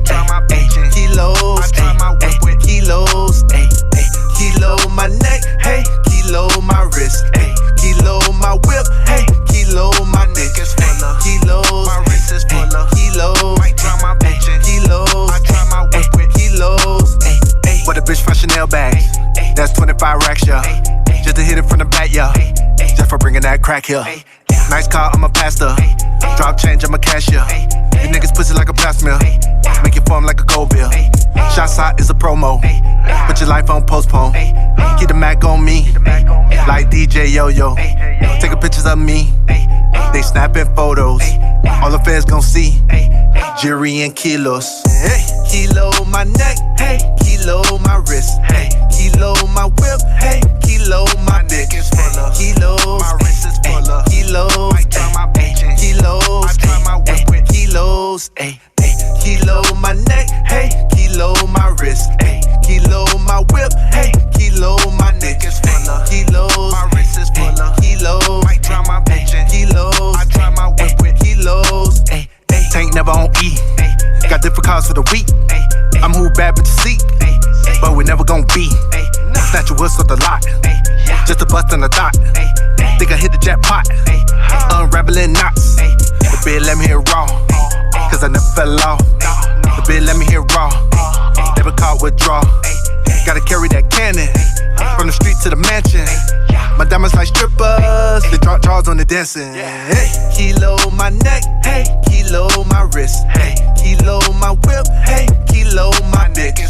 Kilos, my wrist is full of kilos. I try my bitch in kilos. I try my whip with kilos. Hey, kilo my neck, hey, kilo my wrist, hey, kilo my whip, hey, kilo my dick. Kilos, my wrist is full of kilos. I try my bitch in kilos. I try my whip with kilos. Hey.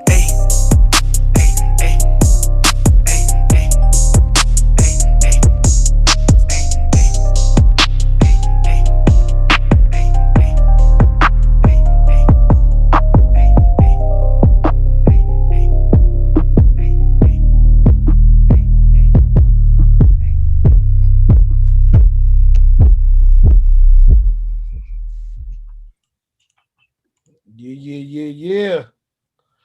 Back here with Mr. Walking Lick. How'd you get your name, bro? It's just facts. I mean, it's real. Like it's me. It's me as a person. You know, I always had to like strive to have things and have things at a younger age. I've been hustling since high school, so it's like everything I rap about became a reality and stuff like that, as far as like me owning certain things and buying certain things, you know, just jewelry, cars, clothes, real estate, property, all types of things there. And it all became a reality of me just becoming a walking lick. Like I actually created a single called Walking Lick 2 as well. It's on my album called Grind Like I Ain't Rich. You know, grind like I ain't rich could be like knowledge and stuff like that. You could be rich in knowledge, just not in money and stuff like that. So, absolutely. And so I came up with a song called Walking Lick. I'm a Walking Lick. So from there, I just took off with the name Mr. Walking Lick, because my name was originally King, King. That's what they call me. Like in Miami, they call me King, but the name is too common, so I had to come up with something that was just different from everything else. So when you Google me, you can just type in Mr. Walking Lick, a whole bunch of stuff pop up about me. So that from the music part of it. You ain't got no notorious street stories in Google? I got a few things in Google there. Not no notorious street stories. I try to stay out the streets and keep my head low. You know what I'm saying? I promise you, I'm messing with you. No, man, shout out to you. No, I'm gonna open it up, man, because you know, shout out to Will. He was like, "Nah, I want to put my man on," so that's dope. And you know, I know one of the questions that people always ask is, you know, being that you're from Miami, like what other artists are you like working with, or have you collaborated with anybody, or do you want to collaborate with anybody? I really ain't collaborate with nobody. You know, I kind of like wanted to explore on my own at first before I start dealing with other artists and stuff, because I'm trying to do like an independent label type thing. I'm not really trying to do things with other people, like kind of like you see what Plies did when he came out independently, where he wasn't really working with a lot of artists, but like, you know, kind of want to do it something like Cash Money or like QC or something. But that's what I really want to do as far as that. The music part, I want to start signing other artists and stuff like that. I just wanted to open doors, you know what I'm saying? Just get it to where I can open doors for other people.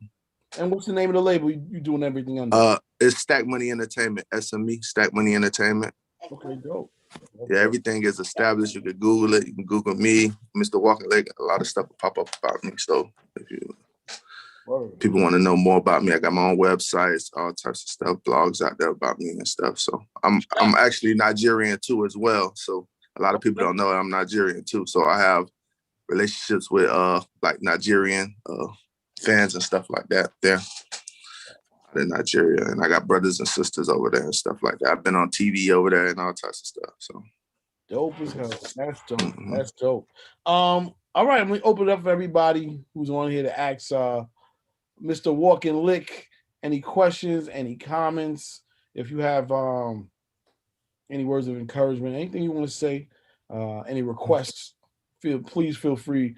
This is the time where it's it's open. Everybody don't ask it once. All right, well, shoot.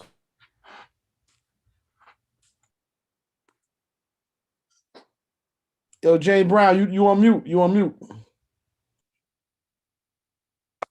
Okay, what up, y'all? What's up, Mr. Walking Lick, James Brown, Long Beach, California. I like that track. What up? I like that song, man. I like the way you flowed, the way you were spitting at the beginning, and just it was just different, man. And I appreciate it. Yeah, I just like it, and that the name of your name is dope too. How you explained it and everything. What the Walk and Lick. I like how you came up with that. I appreciate it. Yeah, that's pretty much all I wanted to say on that, man. Good luck with everything.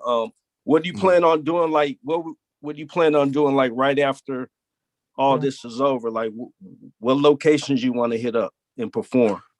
I'm willing to hit up everywhere. To be honest, I'm really like right now. I'm trying to promote online, a lot of online promotion right now. I got the streets of Miami right now. It's promoting heavy rotation in all the clubs in Miami. So right now I'm just trying to do online promotion. And I'm trying to touch like Atlanta, different cities, South Carolina, Alabama. I come to Cali, you know what I'm saying? It just depends on, I just want to market that first so I can get my name known. You get me? So once my name is known, I can go ahead and go to that city and say, oh, okay, I've seen this guy before, or I heard him before. So it only makes sense where, you getting heard certain places. Yeah. Word. So I think a good thing to do, man, for us DJs that want it is to do like a couple drops for folks. And then, that helps out, with putting your voice in the mixes and then on different radio stations and everything. Oh, yeah. So, for sure, I'm open to my Instagram, Mr. Walk and Lick, same way as my name on here, without the $ on that. I'll definitely tap in with y'all and follow y'all back, and we can try to make something happen. I'll do all the drops y'all need. I'm in the studio right now, so we can start doing drops now. So it's not an issue. Hold on. Check your so we do a lot of stuff in the chat here. I'm gonna make sure I send that to you right now. Anybody got any requests? I would say send it in the chat right now. We need one for Digiwaxx Radio. Okay, perfect. But yes, if we could do that, that'd be dope. No, that's what's up, man. Anybody else? Are you hip to the artist Kalechi yet? Have you heard of him? Who? Kalechi? Nah, I'm not hip to that. Okay, he another dope Nigerian artist out of Atlanta. Atlanta. Okay. Yeah, okay. no, it'd be a dope connection though. You know what I'm saying? So. Oh yeah, for sure. I just noticed we hearing more and more like Nigerians is tapping in. You know what I'm saying? So. Yeah. Big salute though, fam. Like I thought the music was dope, no doubt. You know what I mean? So. I appreciate it. Let me know if you want to plug them pieces together because your dude's down to work too. So. Okay, perfect. Yeah, definitely. I'll definitely get it in with you. I'll follow you on Instagram. Y'all can follow me. I'll go ahead and follow back and stuff like that. So, what's your Instagram? If you don't mind putting your Instagram in the chat so everybody can see it. I'm trying to figure out how to do that now. Okay, when you go, you're gonna click on your name and it's going, or whoever the name of the person that's chatting to you, and you're gonna go up to everyone. And then and then like that would talk to everybody. Okay. Dope. How was the how crazy was the spring break in Miami when you was down there? Who you talking to? You referring to me? Yeah. How was Miami spring break this year? It looked crazy over here, but Yeah, it was crazy. I kind of try to stay out of the way of all that. There's a lot of kids out there. So, but I was promoting and I was putting little flyers on the beach and had people do all that stuff. So it was cool. It was good for me, but bad for the people who own restaurants, people running out of restaurants not paying and fights and shooting and all types of stuff. So it's like I'd have had my share of that. I've been doing that since 16, 17 on the beach. Like, it's old to me. I don't even go to the beach no more. I used to ride my cars all on the beach, put big rims on the ride. I still got the cars. I haven't even got rid of the car. So, and, ride on the beach, big wheels and loud music. They done shut so much down and restricted so much. Like, it's not even fun no more. Shit. Well, I wish I would have did that when I was younger, but it's all good. No, that's what it is, man. So no, we got to bring you back on, man. Thank you for checking in and tapping in with us, and we got to get the DJ pack. Will, do we have the record yet? Yeah, y'all should have the record. Yeah, y'all should have the record. We service the record. Yeah. All right, so let's go. All right, so anybody that needs to get it, digiwaxx.com, it is there. Just type in Mr. Walking Lick, and you'll get that. Anything else you want to say, my brother? No, I just appreciate y'all help and y'all support. Y'all keep supporting me. I appreciate that. I try and do as much as I can for y'all on my end. Whatever y'all need, drops, anything, I'm here to do that and get everything situated for y'all too as well. So big respect. Interviews, whatever y'all need. Nah, big respect. That's what's up, man. And keep it real. I'm happy that you represent that real Florida sound. Mm-hmm. I was just saying how sometimes things, you could tell that's a Florida sound, A lot of times, things are just, the lines are so blurred with music. Yeah, exactly. And it is because radio is just consolidating, there's a lot of syndicated mixes, and it's so funny how you don't think it does, but it does take a toll on the sound of your city or your town after a while. Yeah, definitely does. Yeah. So shout out to all of the real local producers, the local artists that are into their own thing, that ain't following. So so keep doing it, brother. And again, man, thank you for hopping on.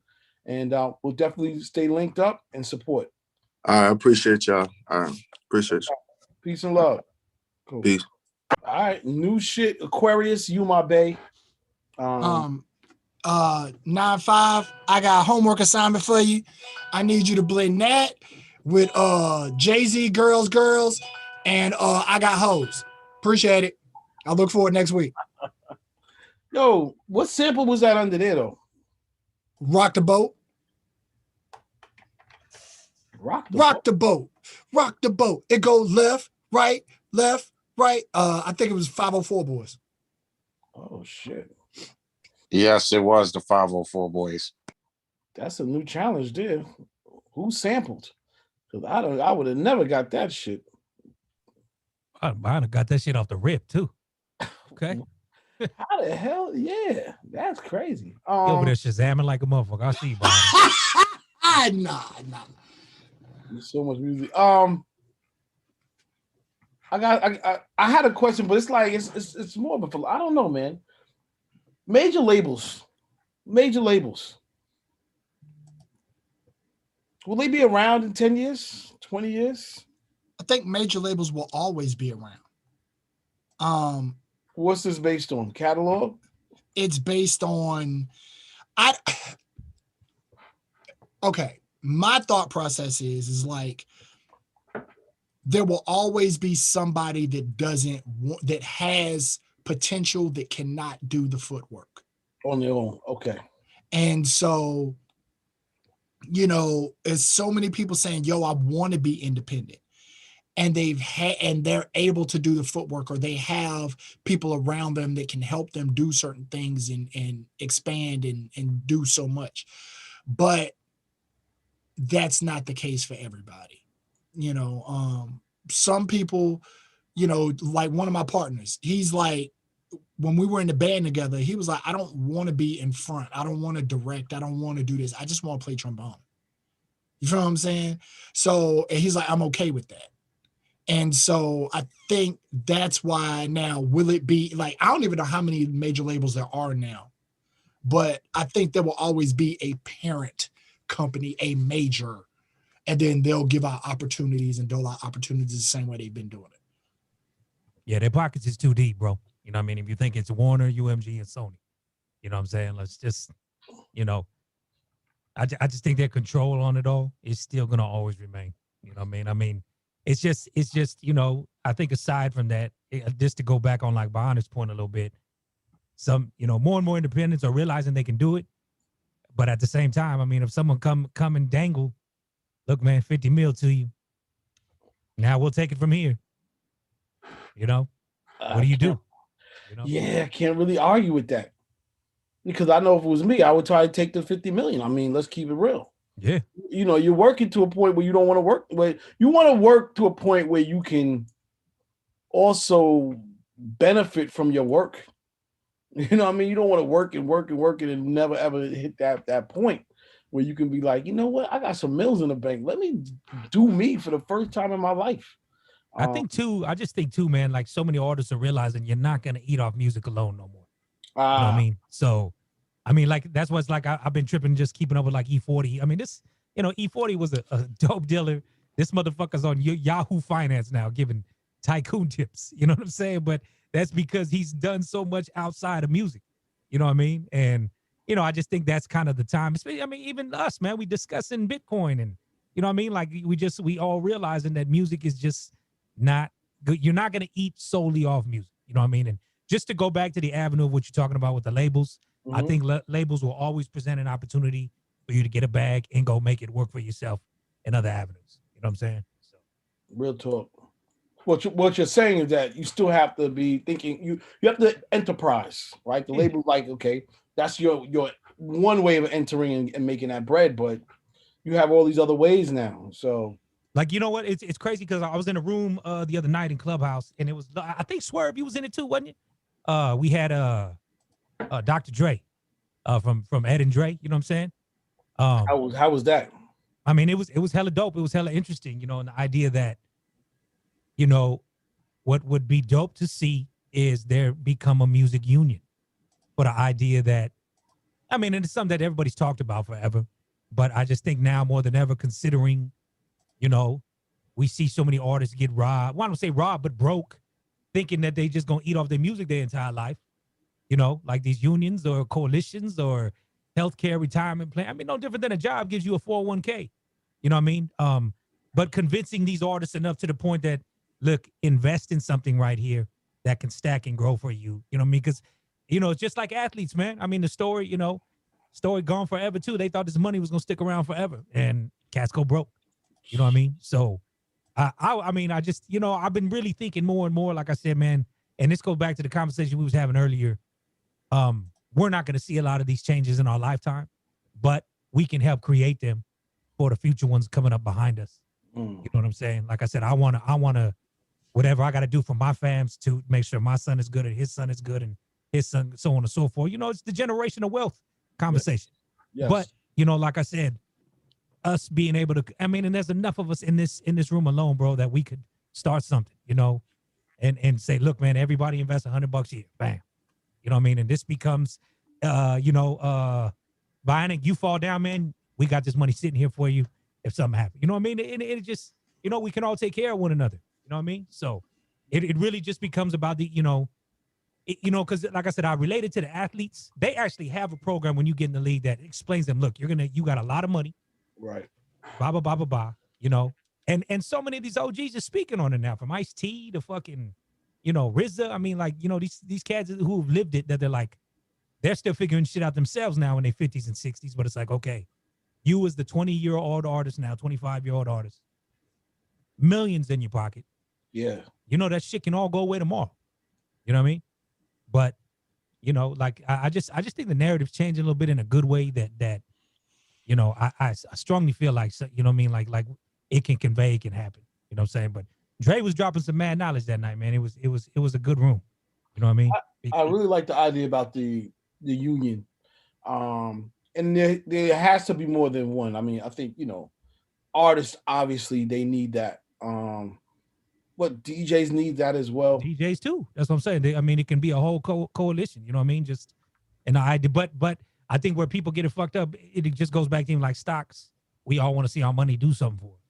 But it's like, okay, if that means as a DJ, we all, okay, man, to be in this union, it's going to cost you $100 a month or whatever the case may be. But, you know, there's a protection on the back end if something happened to you.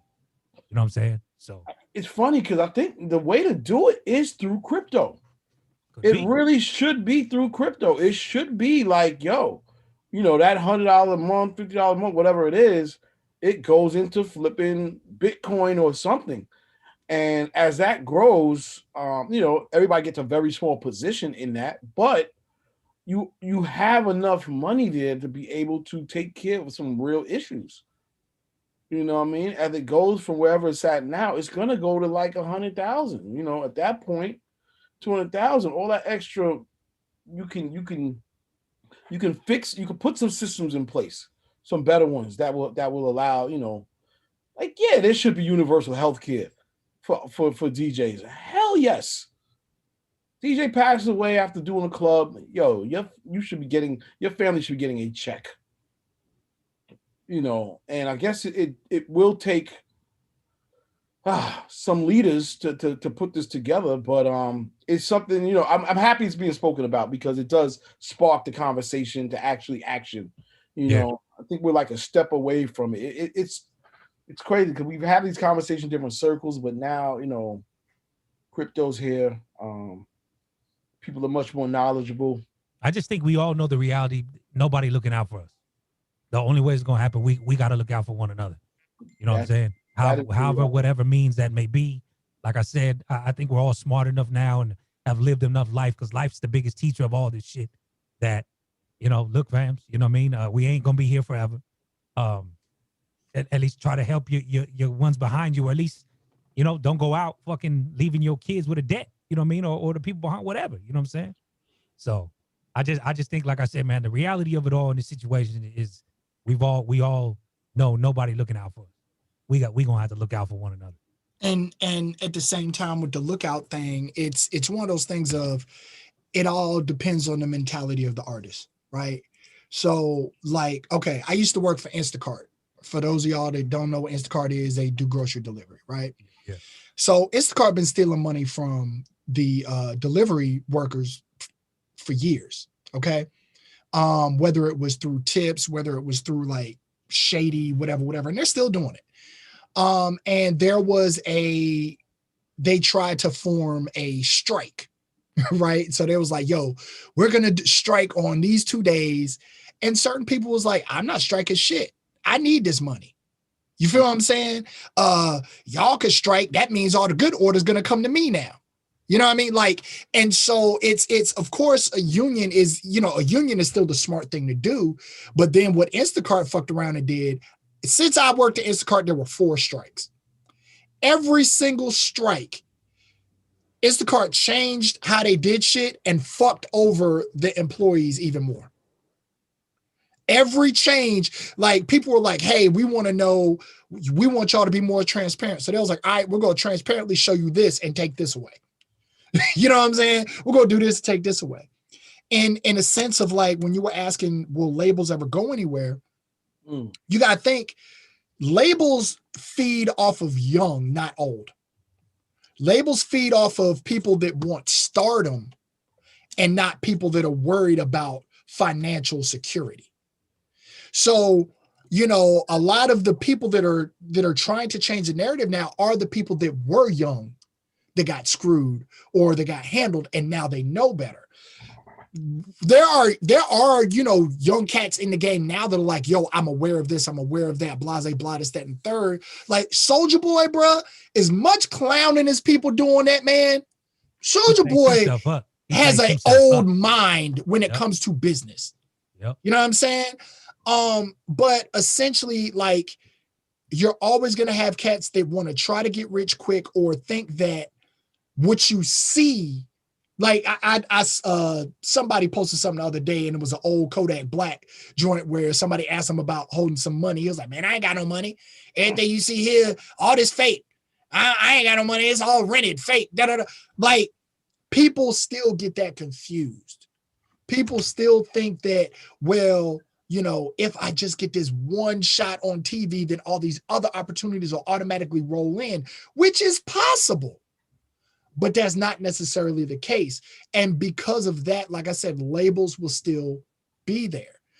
Being signed to a label will likely get you a cameo on a TV show or in a movie more so than being an independent artist. You know what I'm saying? Just based on relationships of studios and blah, blah, and so on and so forth. Well, still at the just same think about time, even on the what's on flip the radio. side, Still think about what's even on the radio. It's still hard as an independent artist to get, any kind of rotation. You know what I'm saying? You might get some mixed show love, but it's still, like I said, man, I still think there's like a Batman fucking phone in the back from a PD office that, there's that, okay, this artist is a go. We fucking with them. Bam. You know what I'm saying? Like, right. And even with some of these older artists, what I've noticed, I love seeing all these older artists talk about going independent, but at the same time, we very rarely hear these damn records. We very rarely hear their albums. We don't know when stuff, unless you're directly following them on Instagram, on Twitter, on their shit every motherfucking day. You don't know where they're at. You know what I'm saying? And on top of the fact, they still don't own a majority of the catalog that put them on. Right. So while they're talking about they're independent now, yes, there's still, 20 years of music that's still owned by the label. So that they still getting residual, but you talk about everything they're doing moving forward, it's not selling like what was doing when it was with a label.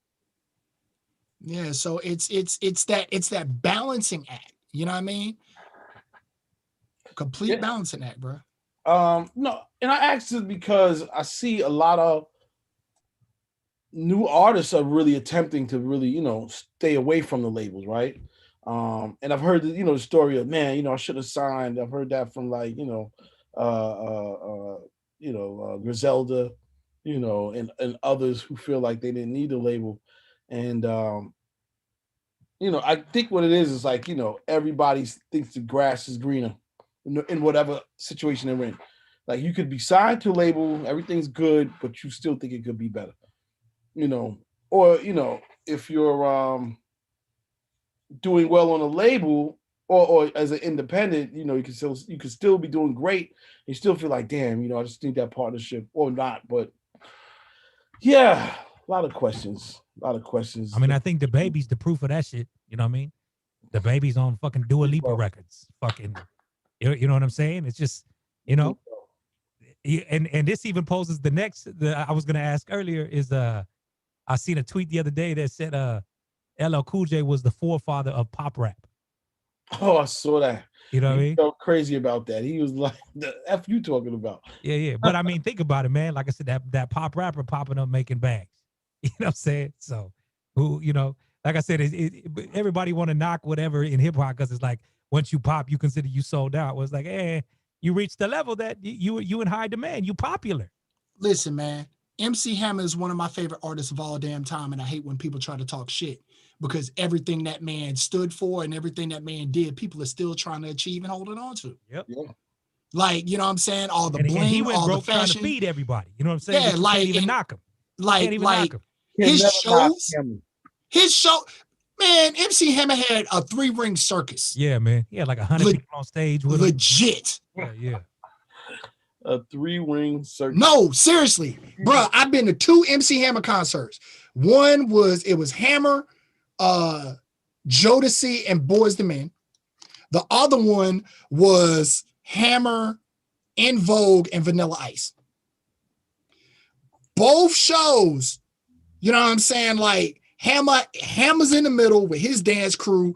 On the right, it's like 3 dudes on stilts walking around and dancing on stilts. On the left, it's like fire shooting up from the stage and people from the sky.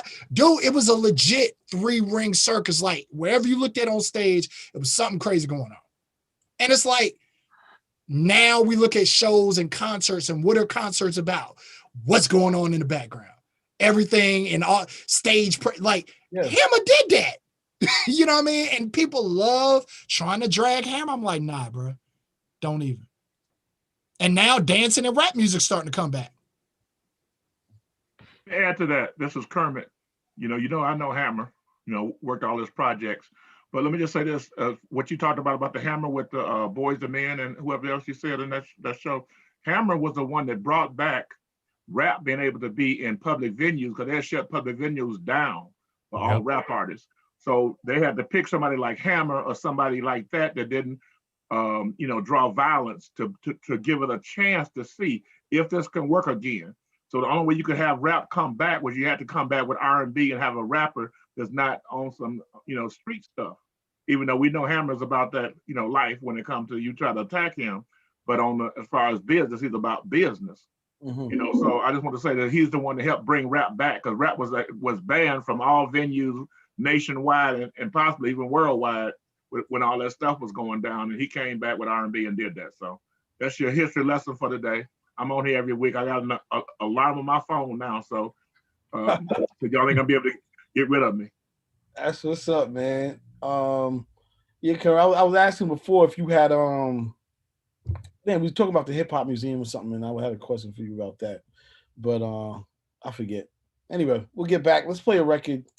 Get back into it. New Music Wednesdays. You already know.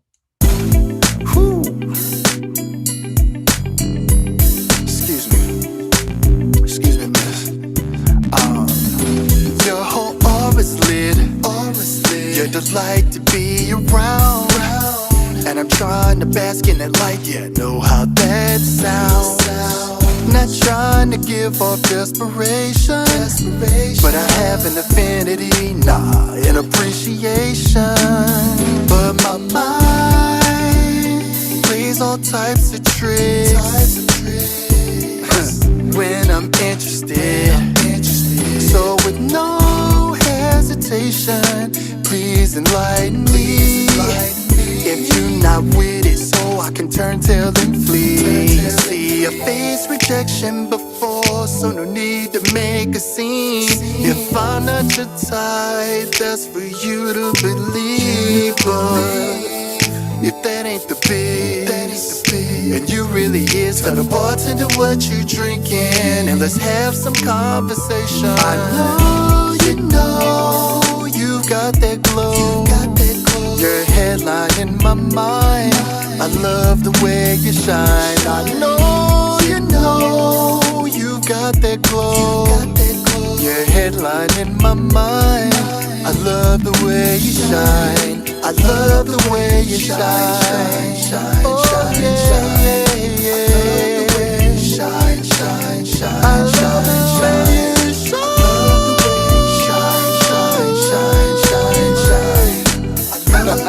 Yeah. The headline in my mind. Your headline in my mind. Mine. Cause I love the way you shine. You got that glow. The headline in my mind. Cause I love the way you shine. You got that glow. The Light. It's Bionics. All right, man. It's the Bionic. Yeah. Breaking on down. What's up, General? See you, man. I feel like I don't see you no more. Trump got out of office. General don't rock with us no more. Right. Yeah, that's right. Y'all don't like Trump, so that's why I'm working. That's why I'm working that record. Still in Love with America. Trump's anthem. Whatever. You go on with that, buddy. All right, Bionic, what's happening with the music? So that joint right there, when I said I was about to mint an NFT, that's the joint that I'm a mint. And where the idea or concept basically came from is I do some photography on the side. You know what I'm saying? And there was a picture I had done with somebody, and I was like, it had some like Christmas lights or whatever. And I was like, yo, I kept thinking NFT, what can I do? What can I do? So I was like, yo, I could take this joint, animate these lights to flash, you know what I'm saying? And then make a song and throw it behind it. So literally that's where the concept of the song and everything came from, just to specifically go with that. Word. Nice. Here's another tip with NFTs, since you're going to do that. Keep in mind that you can also give fans or people that purchase the NFT an additional value by giving them exclusive access to something. So even like yourself, or let's just say the photo that you're talking about, right? You can literally have it printed, signed by you, and the person that buys the NFT. I know you're doing multiple, but let's say because you can have multiple NFTs, right? So you can have one, let's just say it's a gold version where there's only a 1 of 1, and then you have a silver version where there's 20 of 20. I think you said something like that. Right. But for that 1 of 1, right, you can put it up for auction. Whoever buys it or bids the highest buys it. And as an additional win for them, they can get that one photo that you're talking about signed and mailed to them, by you, the artist. Yeah, I was looking up some other stuff too. Like I found a joint that does single run vinyl. So you don't have to batch do vinyl. You can do like a single run vinyl for like $50. So like a thought process of like kind of what you said. Like I don't know if I'm necessarily going to do it with this one, but like, hey, at some point in time, hey, I'm raffling off, boom, boom, boom, boom, boom, or you know what I'm saying, whatever. And that vinyl could be a perfect joint for that too. Yeah, I think you can figure out these different plays. What I'm really just saying is that all of that is dope. Definitely mint. It's gonna open your mind up into understanding like how big that NFT world is. We're just scratching the surface of it, and man, you'll open up another revenue source for yourself. Yeah, I told my roommate, I said I'm not necessarily trying to get rich off this joint, but I was like, shoot, if I can get off half of these for a couple bucks, man, let's do it, and let the art push it because those pictures ain't doing nothing either. So I'm trying to tell you. All right, let's play some more records. If anybody got anything, please send it cl@digiwaxx.com. Just going through joints that I was just picking through and listening to. So there's no real rhyme or reason. I'm just playing joints. So tell me what y'all think about this. All right, thoughts on that?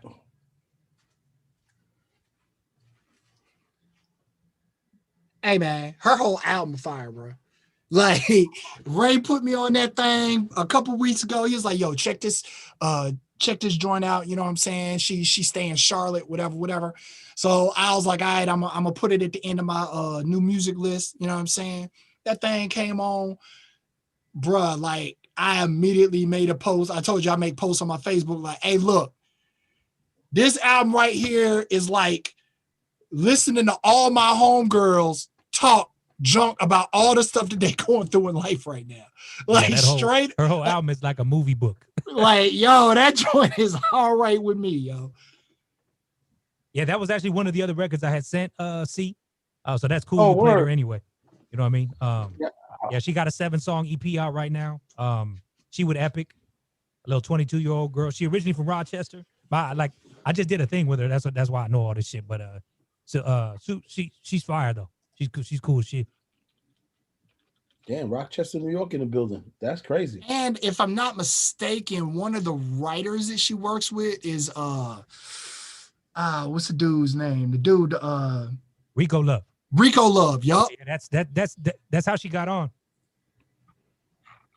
I rock with Rico Love. He's dope. Yeah. That's what made me think about that earlier too, because she been going back and forth to Miami working with Rico out there.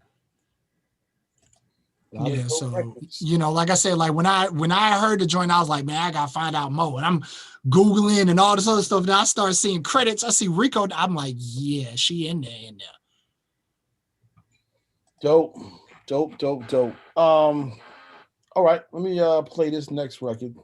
Get y'all opinion on this. I don't know how the audio is gonna sound because it seemed compressed, but let me see. Fire! God damn! Listen, man, how in the fuck do you go from a roots reggae vibe to a fucking pop motherfucking, you know what I'm saying, a pop pre-chorus to a fucking electro hook to a rock outro? Like, how the fuck do you do that shit, man? Yo. Like, bro, that was like, yo, I want a beat, right? So which one? I want some reggae with the pop bill. Like, oh my gosh, like, yo. Yo, that shit's fucking insane, man. That shit's fucking insane. Who is that? Who's that? That's Morgan Heritage. Yo, I swear to God, I thought Shaba was about to come the fuck on there. It sounded like there was peas left with Shaba. Yo, that shit is good. That shit is good. So they probably gonna come on next week, man. They want to come on. They need to do it. They need to do what? You went out. The General, you still on mute, bro. You still on mute. Say that again. They need to do it with Shaba. When he's on next week, when they're on next week, I'll let you say all of that to them because they like down for whatever. You know what I mean? They're truly liberated in thought. So you can have that convo for sure. What's the name of the group again? Morgan Heritage. Got it. And they're like listen, they are a royalty reggae family. You know, they've had some albums that are out of here. So you gotta look for that record. I think the song's called Light It Up. And I think it drops on Saturday. Wait, is it out? Bionic, you got it already. I hear it. Bruh, this shit came out in 2016. Wow. Oh, you know what's crazy about that? They're dropping that on Saturday as this is gonna be their first NFT release, and they're using that song to do it. I'm not mad at it. That's crazy. And you know what's crazy? In 2016, we might not have looked at this record the same way. At all. That's a fact. At all. Man. All right. Well, actually, it came out before that because, like, one joint I saw says 4 years ago. Another joint I see says 5 years ago. They sent it to me like it was a brand new song. Hey, it's new. It's new to us. Everything is new to somebody. That's a fact. Hey, real quick, can I? This is on the investing real quick. As far as investing in Coinbase, do y'all think Cash App is a legit location to invest, to send money? I believe it is. I believe it is. Cash App is. What I would not do is use Robinhood. Okay. And the reason why with Robinhood, you do not own the actual thing you're buying. So people talk about Bitcoin or Robinhood. You don't own Bitcoin on Robinhood. You own the value of Bitcoin on the platform, but you cannot transfer Bitcoin from that to a Bitcoin wallet because you do not own Bitcoin. That's crazy. Robinhood is a platform that allows you to buy things, but they hold the actual asset. You don't own the asset, and that defeats the purpose of new, decentralized finance and money. The whole point of it is that you own, I can send James Brown $100 from my Bitcoin wallet to your Bitcoin wallet without any interference. Right? The third party is the entire network. There's millions of computers that are making sure that the transaction happens. And we pay a micro penny for that shit. Right? But the money goes direct. But here's the thing. You can transfer that money onto a private wallet, like a Ledger Nano X. You can write down your key where you got the wallet address at, and nobody in the world can get to that money. They come at you with tanks, steamers, whatever. They can never steal your money. That's the whole thing. Is your keys, not your keys, not your money. You should look that up, what I'm talking about. But yes, I think with Cash App is a go. Okay. Thank you. Cool. No problem. Basically, you're telling me that I should sell my stuff from Robinhood because I bought Bitcoins in Robinhood. You were tripping. You should go and get your money back out of that shit immediately, in which they're going to take their fees. Start a Coinbase account and buy the Bitcoin on Coinbase, and then you truly own Bitcoin. Well, I got a Coinbase account too. Yes. All right. Take everything out of Robinhood, buy it on Coinbase, and then you will really own Bitcoin. Okay. Up until now, you don't really own Bitcoin. You just fronting. Oh, shit. Thank you. You're the middleman. Robin Hood disappear tomorrow, you were jammed. I heard about that too. I heard about that. Don't buy cryptocurrency from Robinhood, and they said the same thing you said. Yeah, you don't really own it. The whole point of crypto is that you actually own money 100% for the first time ever. It's all yours. Nobody can steal it from you. Nobody can add some crazy fees. None of that. So all of that old bank tricks, rehypothecation, freaking all these other things and fees that they've been using for years. You ever put like money in a bank account and you come back, it's less. You ain't did shit. You ain't did shit, but it's less. And you come back again, they like, yo, your account is overdrawn, bro. You ain't got no money in here. And you like, yo, how did that happen? It's because they've been playing games like this forever. All right, let's play some more music because I can get into it. Damn.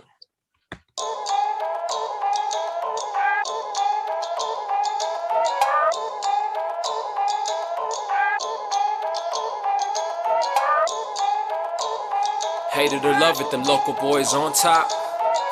One up, one down. Yeah, when we come to your town.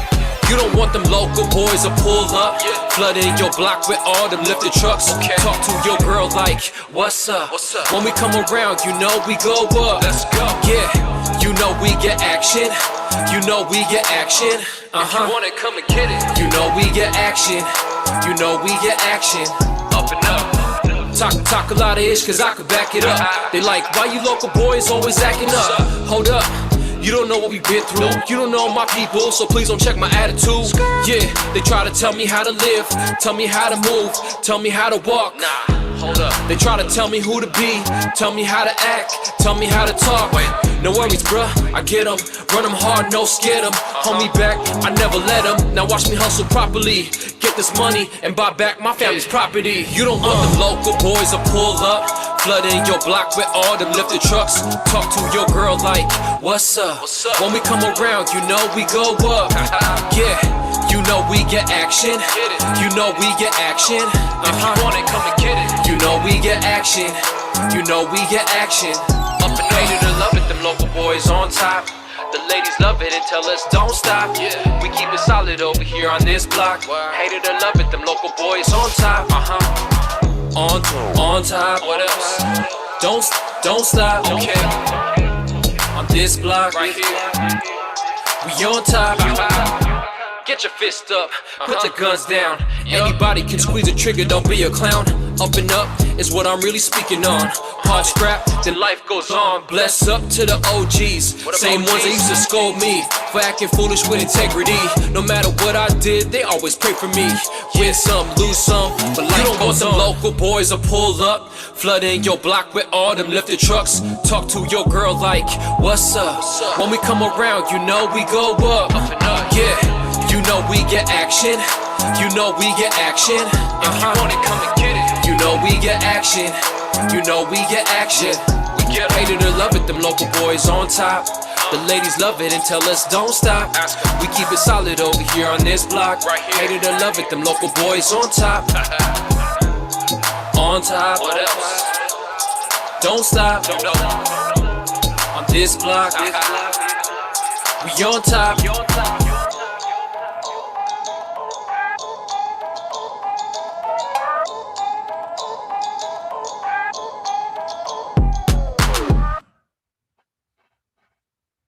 Flavor. So that's the homie IA right there. He out the islands as well. He said through the pandemic, man, Hawaiian hip hop kind of started moving out there. So just with really no tourists and all that type of stuff coming, they was all really just kind of focused on the homeland, amongst everybody who there. So he said the pandemic really kind of brought out a lot of the hip hop scene in Hawaii. That's dope. Shout out to Hawaii, man. Honolulu. All of that good shit, man. I thought the bars is kind of simplistic, you know what I mean? But I really dug the beat, you know what I'm saying? So yeah, the beat really rocked it. But interesting because the ignorance would tell you, like, most of us wouldn't even know what a Honolulu hip hop sounded like. It sounded like a West Coast group. I didn't know they was from Hawaii at all. Yeah.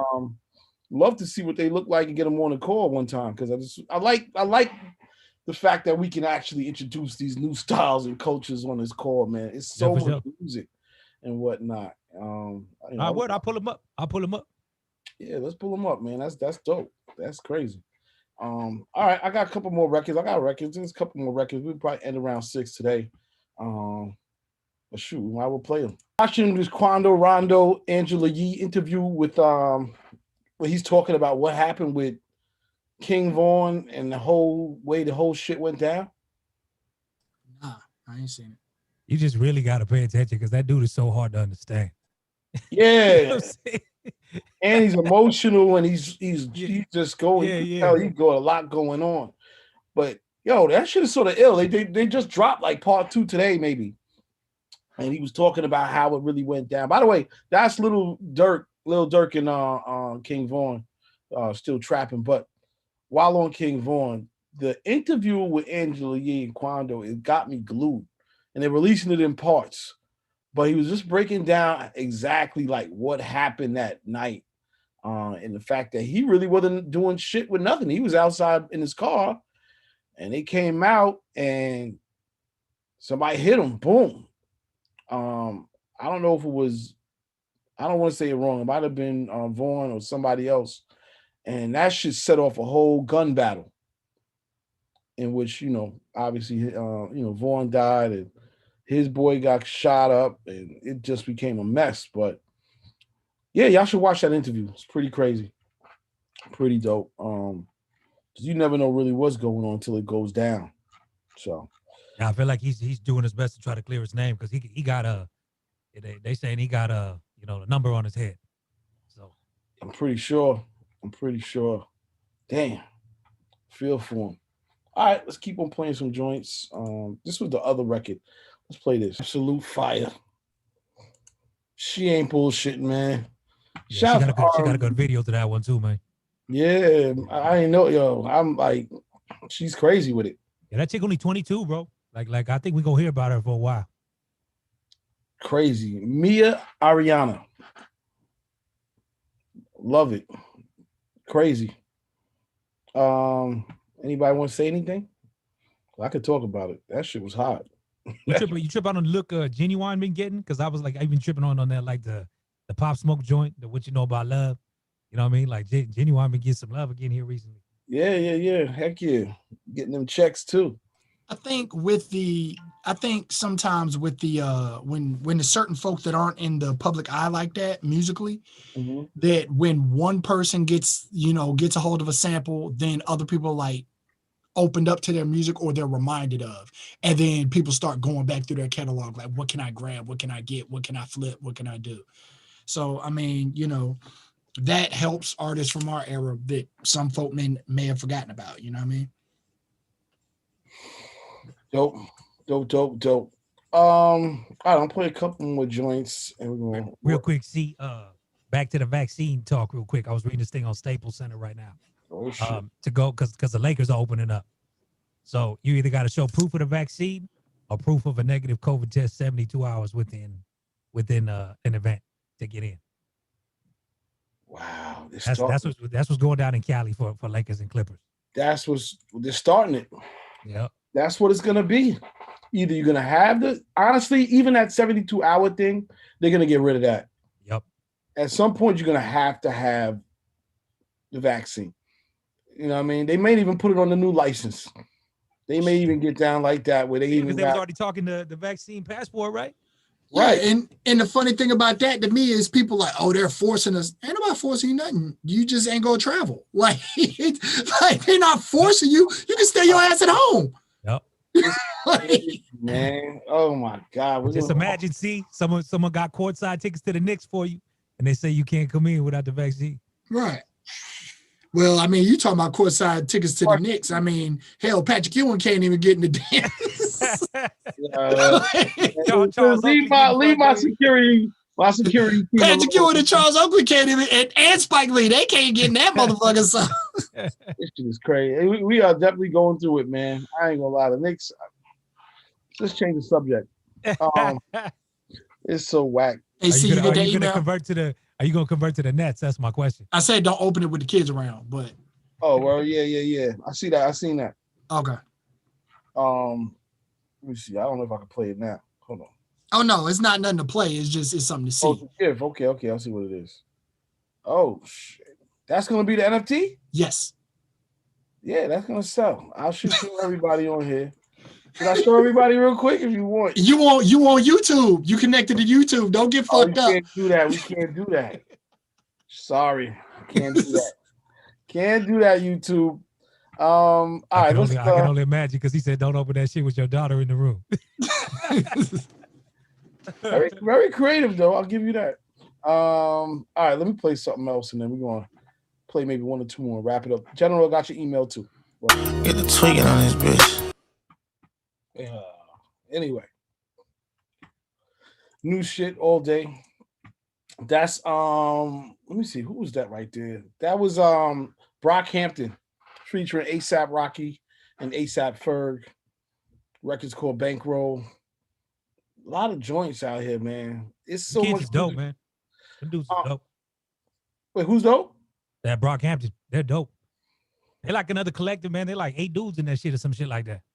Crazy, man. Raymond, how much time do you spend a week having to dig through new music? Man, I mean, I'm I stay going through this shit, G. You know what I'm saying? Yeah. On top of the record pools to what gets delivered on the back end on the digital side to what's being emailed to me. My whole day really is just listening to music. You know what I'm saying? Yeah, I was gonna say because you get shit from the digital. I forgot that you get stuff from for Live by Live through all the delivery through the DSPs and all of that stuff. Yeah, and like I said, oftentimes, man, like I said, we getting it like a week or two before, you know, the labels and stuff are planning the radio promos. You know what I mean? So by the time, you know, a lot of these cats are starting to impact FM, I've been fucking with it already. You know what I mean? So yeah, man. It's funny because I think you actually do a great job. Like, I don't know if, like, most of the other programmers, a lot of people, especially in radio, I don't know if they're like dedicating themselves to like, let me really sit and dig through all of this stuff. How do you find time? I just stay with an earbud in my fucking ear. You know what I'm saying? Like real spiel. On the move. Yes. Got you. Cause I'm really like a fan of albums, like especially with like the new Slaps and Nightcaps playlist thing I came with together. I really try to use that as an avenue to give shine to the shits that is not like getting pushed as a single or whatever the case may be. You know, the B-sides or whatever the case may be. You know what I mean? So right. So yeah, so that's the new little flow for 21 with the Slaps and Nightcaps on top of the shit we're doing with the Fresh Friday show. So, you know, even with the youths on me, you know what I mean? We're doing the thing with them and whatever. So no, it's exciting. Little Scrappy, he's down to do stuff too, by the way. Yeah, anybody wants to get a little Scrappy, he just dropped this new record and he's just grinding. I love seeing everybody like actually picking up the phone and working. You know what I think is cool, see, and it's for everybody on the call, really. Like, you know, everything used to be like, I think the avenue that we were all a part of something that was the platform. I think today each and every one of us is the platform. You know what I'm saying? Each and every one of us is our own platform. So, you know, like I-95, I see you all the time on Twitch, you know, even if it's just me on there watching you, like I'm always tapping in to see what you're playing. You know what I mean? So on and so forth. So even just this little call while it's like CL of Digiwaxx or whatever, like, you know, like that's why even me, I'm like, fuck it, I'm going to just throw joints in these fucking IG stories now. Cause that's another fucking influence shit. You know what I'm saying? Or whatever the case may be. You know, it's just, there's so much attention on everything digital right now. Every one of us is its own platform. You know what I'm saying? So, speaking off of that, has anybody had created your Big Clout account yet? No, but I'm thinking about it because I'm seeing that shit get talked more and more. You know what I mean? Hell no, I'm still bullshitting. That's the shit off of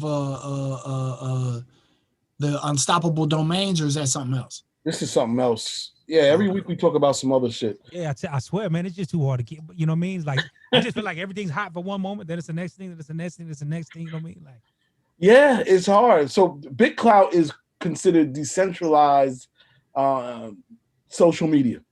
Yeah. And basically what it is you can create an account and fund it using Bitcoin.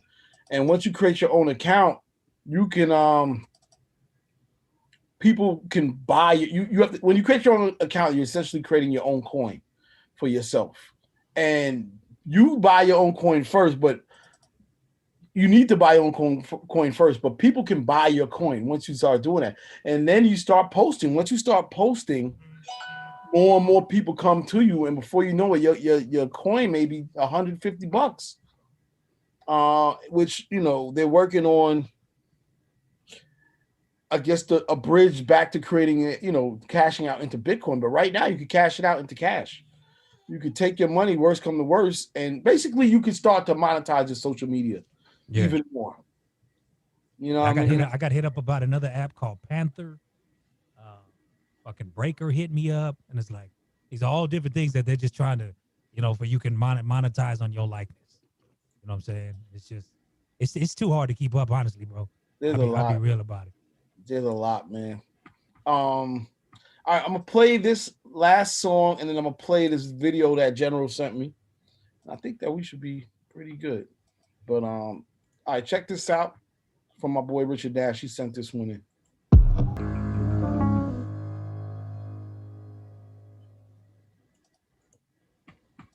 All right.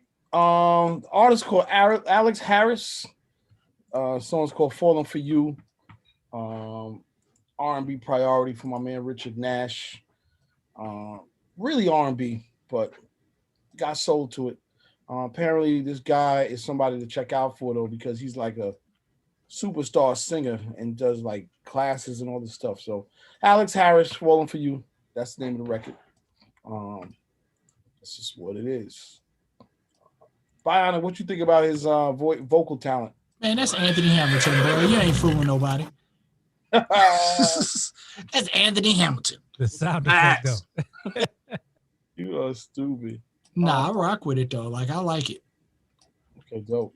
I do want to hear more, because like even I feel like it's there's a line of soul music that can be played, but I feel like, you know, a lot of times with Anthony Hamilton, he kind of got stuck in one space. Yep. And because this reminds me so much of Anthony Hamilton, I kind of want to hear more of what he has, or more diverse palette of soul music versus 8 variations of this type of joint. You know what I'm saying? So I like it, and I want to hear more, with the hopes that it's a little bit, you know, more diverse. You know, it's funny you say that there's different types of soul, because that's like, those type of records to me, they're a little bit like, how can I explain it? It's almost too R&B. I don't want to say too R&B, but it shows one side of the artist. But that's not an easy record to get at Urban AC Radio. I don't know if it fits all the way. Like, it's because I mean, like, that record puts me in a mind state of like a Charlene.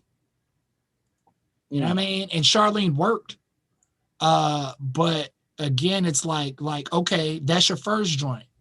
What's the next joint? Now, don't get it twisted. I don't want to hear him over like some Neo, Usher, Chris Brown type joint. You know what I'm saying? Like, now, if he could pull it off, cool. But that's not where I'm expecting him. Right. You know, but something like a D'Angelo vibe, something like a Maxwell vibe. You know what I'm saying? Anything but Pretty Wings. Like, you know what I'm saying? Like, any, you know, various styles of just that neo soul or that soul vibe, or even funk, going to funk rap, like Bruno and Pop. You know what I'm saying? So it's other facets that I think his voice is perfect.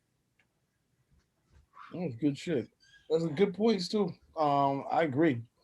I'd like to see what else he got, because I just got that record.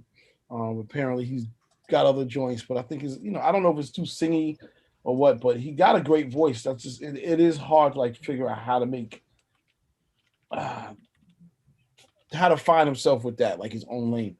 All right, let me play this.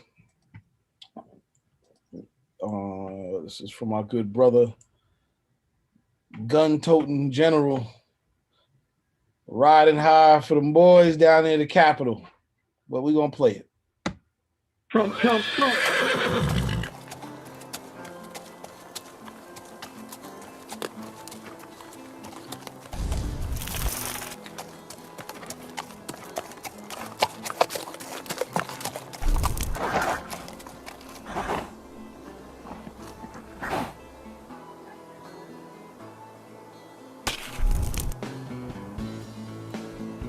He's coming. Get ready. I see him. Tie me up. Oh, he's coming. We're gonna get this money. Woo! Mr. Moneybags. Gentlemen, welcome to the Bad Girls Saloon. We have the hot and sexy. There's the Ride 'em Cowboy. And the Asian Express.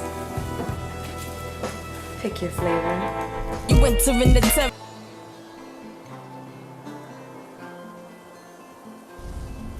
Had a good time.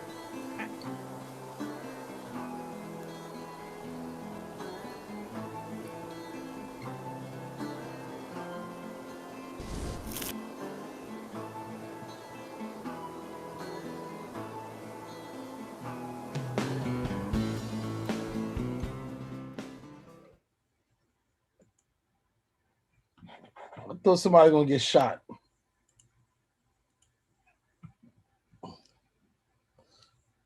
Well, that's what it is. General, you're just gonna leave us like that. Just give us this video and nothing gonna say nothing. Hi, this is Dennis McClure, picking up my brother beside hold on, DJ. Run the track, you know. It's not. Sorry. Oh, I stopped the share. That's Marla Raines. You know, she's been, you know her. We all known her for a while. She's really been trying to get that hit to take off. She's just been doing this for a long time, and I really admire her. She hasn't been giving up, and she just keeps trying, and she keeps doing it, and I just wish her the best. I want to see her make it, man. I want to see her make it. That's a new track. All right, cool. She got to keep going. You know, that's all it is. You know, this game is all about self-belief first. Real talk. Get it in, believe, and once you do that, you just don't stop. I mean, we all know that, whatever the case is. And, you know, people they join your movement as you go harder. It's really the way it goes. Yeah, man. That being said, I am going to end the meeting. I thought it was a pretty good day, man. You know, it was definitely a good day. Shout out to everybody who tapped in. Good musical day. Good day about just good conversations and stuff. I know we talk a lot about this tech stuff. I just want everybody to join into this thing because it's only going to go up. We're like 1% of the world's money is in crypto. 1%, if that. So you buy a little bit today, tomorrow, and keep accumulating, man. You know, we'll all be able to at least have options. You know, like Raymond said, you don't want to leave with debt. You know, this is a way to sort of make sure that you're giving them an edge up in life. And there's other things too, you know what I mean? Life insurance policies, and there's a whole ton of stuff that we all need to do. Maybe the union's the way to sort of get to that point. There's no real reason why nobody shouldn't have life insurance that provides the type of services and things that, you know, DJs and people in our business provide. So that, I guess we'll sound off. And thank y'all for being at New Music Wednesdays. Love is love. We'll talk during the week. You know how we do. And yeah, man, if you got new joints, let's set them up for next week. That's my word. I know we'll have a few artists. Def Jam's going to be on next week. Eric Parler, his whole staff. They got, I think, 2 new artists that they just set up to break. So that should be interesting. First time I think we ever did a Def Jam joint. And that's what it is. So till next week. Redman, Method Man versus 420 just got announced. That's awesome. That's a great one. I'll be there. Dope. I can't wait for 420. I can't wait for 420, boy. Oh yeah, you blowing legal in NY this year. That's right. Oh man, we're gonna be crazy. If COVID wasn't here, man, who knows what would be going on. But all we had to do was threaten the governor and tell him that, you know, you've been talking to the girls too crazy. He said, "Yo, guess what? Watch what I'm gonna do." And he went for it. So shout out to I'm getting all you motherfuckers out of jail too. Mess up the whole thing. I love him for it. He ain't playing, man. But yeah, y'all, you already know. But I'll be watching that versus. Should be good. Should be a good one. The Izzy one was great though. Ask a question. I mean, I know I came on late. Did you do it? Y'all did anything for DMX?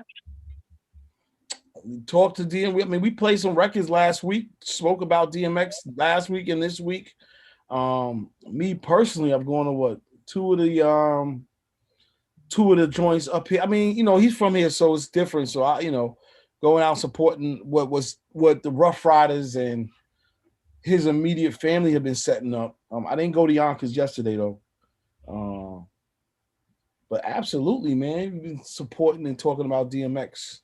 Yo, so yeah, they doing something at the raceway. Today, I think, right? I don't know. Is it today? I saw something about that though. The Yonkers Raceway, they doing something, right? I think that's for the public. Oh wow. Yeah, the DMX thing is like, everybody's still sort of feeling a way about that, General. It is what it is. You know what I mean? Yeah. He's but like, I'll also remind people that there's no nobody's collecting money for his family or nothing. That whatever, if you see anything like that, just report it because it's fake. There's no charities or nothing for him. I heard that there is, people going around saying, "Oh, we raised money for DMX." Not true. Not true. I want to bring Wah on the call, just so you can talk to him. I haven't really reached out to that many people about it because I know it's like a sensitive stuff. It's like, you know what I mean? Sometimes you gotta let people just sort of like be. But eventually I want to bring Wah on the call and him and his brother or whatever the case is. Out the hospital, right? Huh? Why just came out the hospital? Why was Why in the hospital? COVID. Oh my God. Yeah. And there goes the other side of why the vaccine fight is real. Some people, you should, no doubt about it. Why is a big guy? For that joint to put him in the hospital, that's crazy. Yeah, Poe had told me. I was speaking to Poe yesterday. He was telling me what was going on. And then plus they said like 2 other people from Rough Riders had passed away from COVID. So Poe's coming up here he's supposed to be up here this weekend for a couple of services or whatever's going on. Wow. Yeah, that's crazy. I'm sorry. I gotta definitely give him a call now. That's the other thing, man. You really gotta reach out to people now because you just never know what's going on.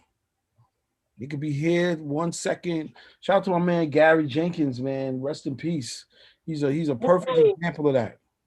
What happened to Gary? Gary died last year, General, from COVID. I didn't know that. So what I'm trying to say. When people go in your mind, when people cross your mind, you gotta like give them a call, reach out. And I did think about it. Oh shit. I'm tired. I don't want to say that. I can't say I'm tired. I don't know. I mean, everybody on this call 40 up, right? I'm 43. Yep. I'm just saying, like, sadly, we on the backside of life, G. You know what I'm saying? Like, even if it's beyond artist homies, whatever, just tap in with your folks. Like you said, you think about somebody. Give them their flowers while you're here before it's too late. Yeah. I've been saying that too, man. I've been, a couple of weeks ago, one of my sorority sisters died. Then like the following week, one of my frat brothers died. And, it was like, she died from cancer. He died from sickle cell situations. And I was just telling people, I was like, man, we ain't getting younger. We're getting older. And you know what comes with that. You know what I mean? So we just got to, appreciate people while they're here, love people. You know what I'm saying? And just keep it moving forward. Keep working. Yeah, man. You know what, man? I love all of y'all. Fuck that shit. I love all y'all. I appreciate all y'all. Yo, all y'all. God damn it. Now go to bat for all y'all, man. This shit is fucked up, but I love you all. I really do. It is messed up, man. We ain't never seen nothing like this, in our lifetimes. We're still trying to figure out how to react. You're fighting human nature. Well, our human nature, which is to go out and be normal and connect with people. You know what I mean? Shit, you give a pound with a hug. Let's keep it real. Oh, boy. And people are dying from that. Real situation, bro. Real situation we're dealing with. Yeah, never before has the whole idea of fucking life is short been more fucking real than now. You know what I mean? So I just, like I said, man, we in that time of space where it's like all we gonna do moving forward in our life is watch people fucking pass, which is sad. You know what I'm saying? So, celebrate every motherfucker here while we can, man. So much love to everybody on the call.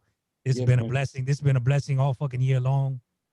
So, if this is the only way we can get together, this is what it is. But I look forward to seeing all y'all motherfuckers in person. Yeah, man, absolutely, man. I was contemplating coming to Cali for this weed festival this weekend.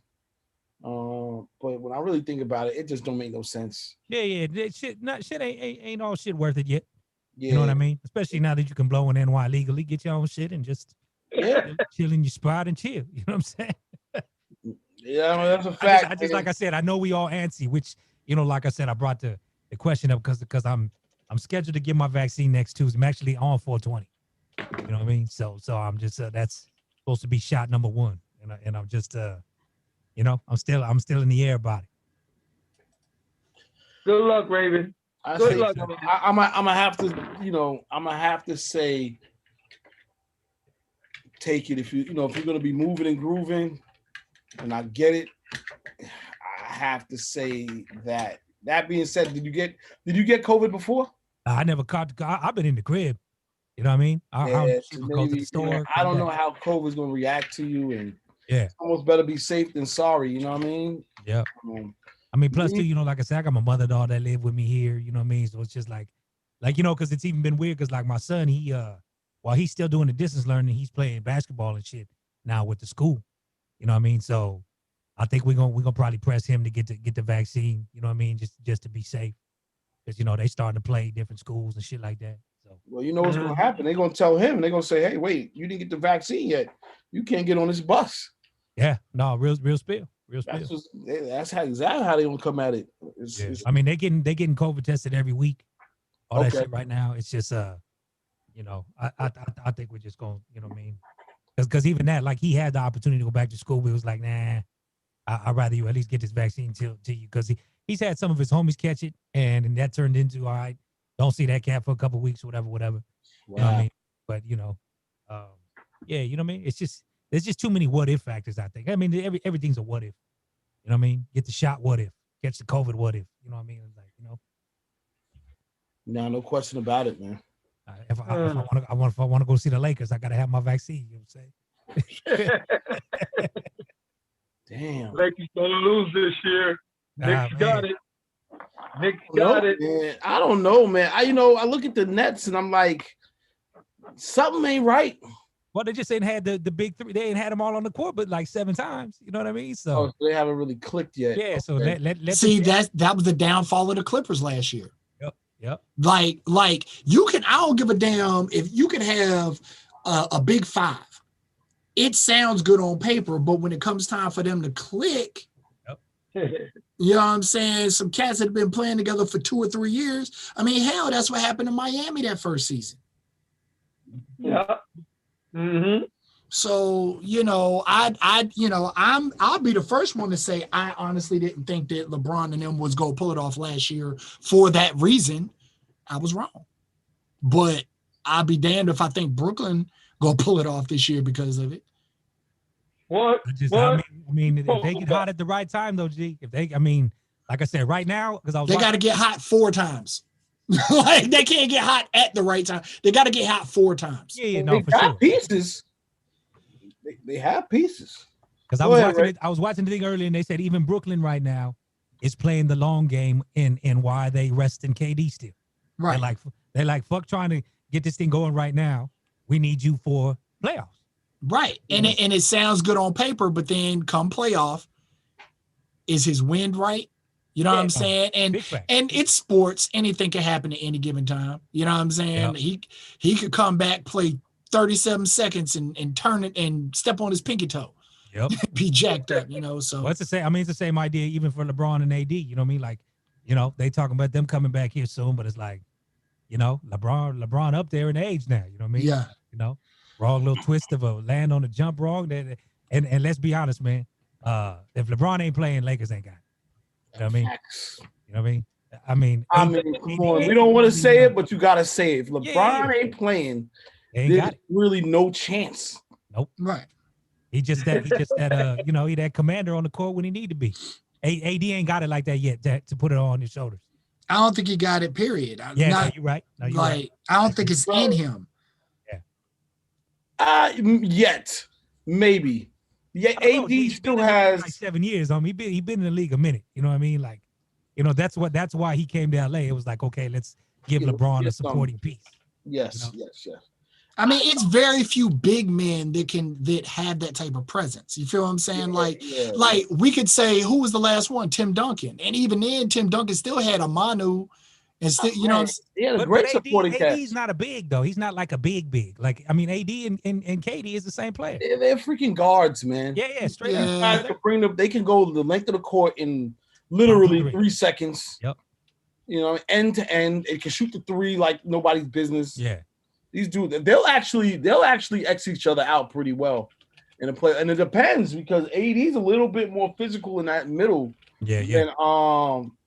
Than KD is. However, I don't know. That's gonna be a good match, man. I just been laughing because Schroeder been our little muscle lately. he been our he don't want to get all kind of shit on the court. Hey, listen, man, it really does equal out pretty good. I ain't gonna front. It's gonna be a good matchup. It's gonna be a good matchup. Damn. I forgot Schroeder and Kyrie. Kyrie's better than Schroeder, but not by much. Yeah. Now that was the two that got into it the other day. Yeah.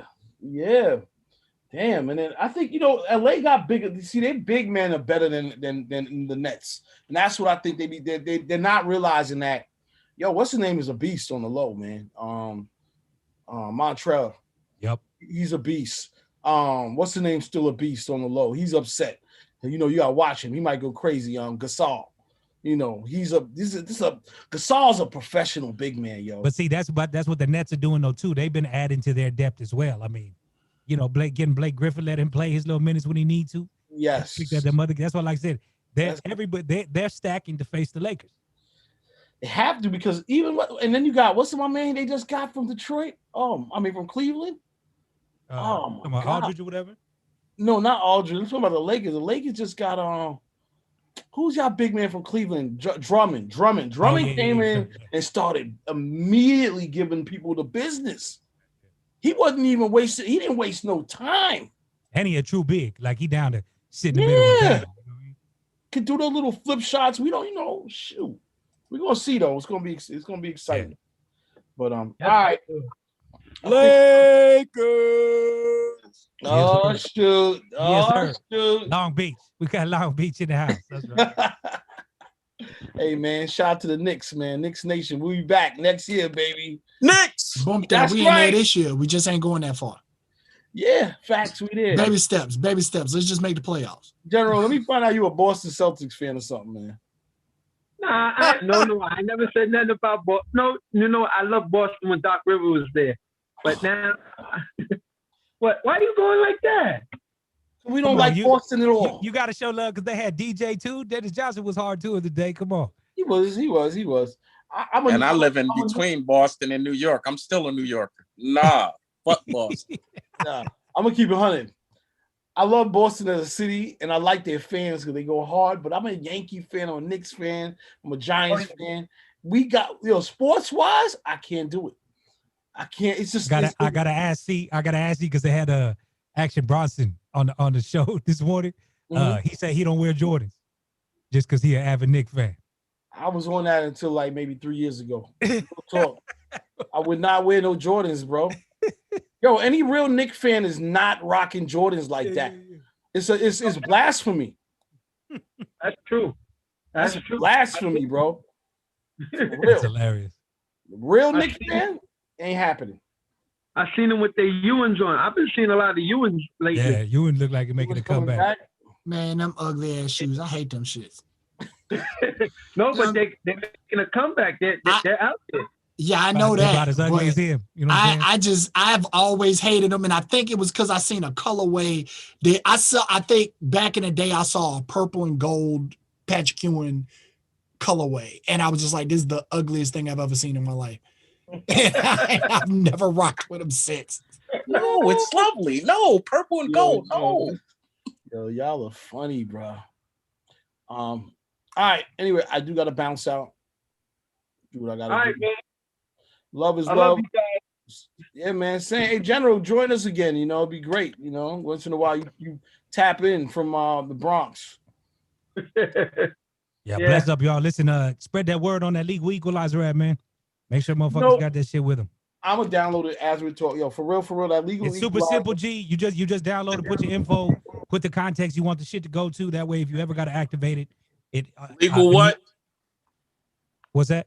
What is it, Raymond? Legal what? So the legal equalizer app, if ever you in a sticky situation with the police, you activate the app and it pings people that you designated in your contacts, and it automatically goes live to record the entire interaction. You know, if you ever find yourself in a fucked up scenario, you know what I mean? So you know, courtesy of SB, I tapped it with the developer and all that type of stuff. So you know, I just been kind of helping them promote that shit a little bit more, man. It's one of them things that, you know, like I said, better to have it and not need it than to need it and not have it. You know what I'm saying? Facts. Yo, I'll volunteer to promote it. Can you send me the information? Yeah, for sure. Send it out. You know what? I'm gonna put the link in the thing right now.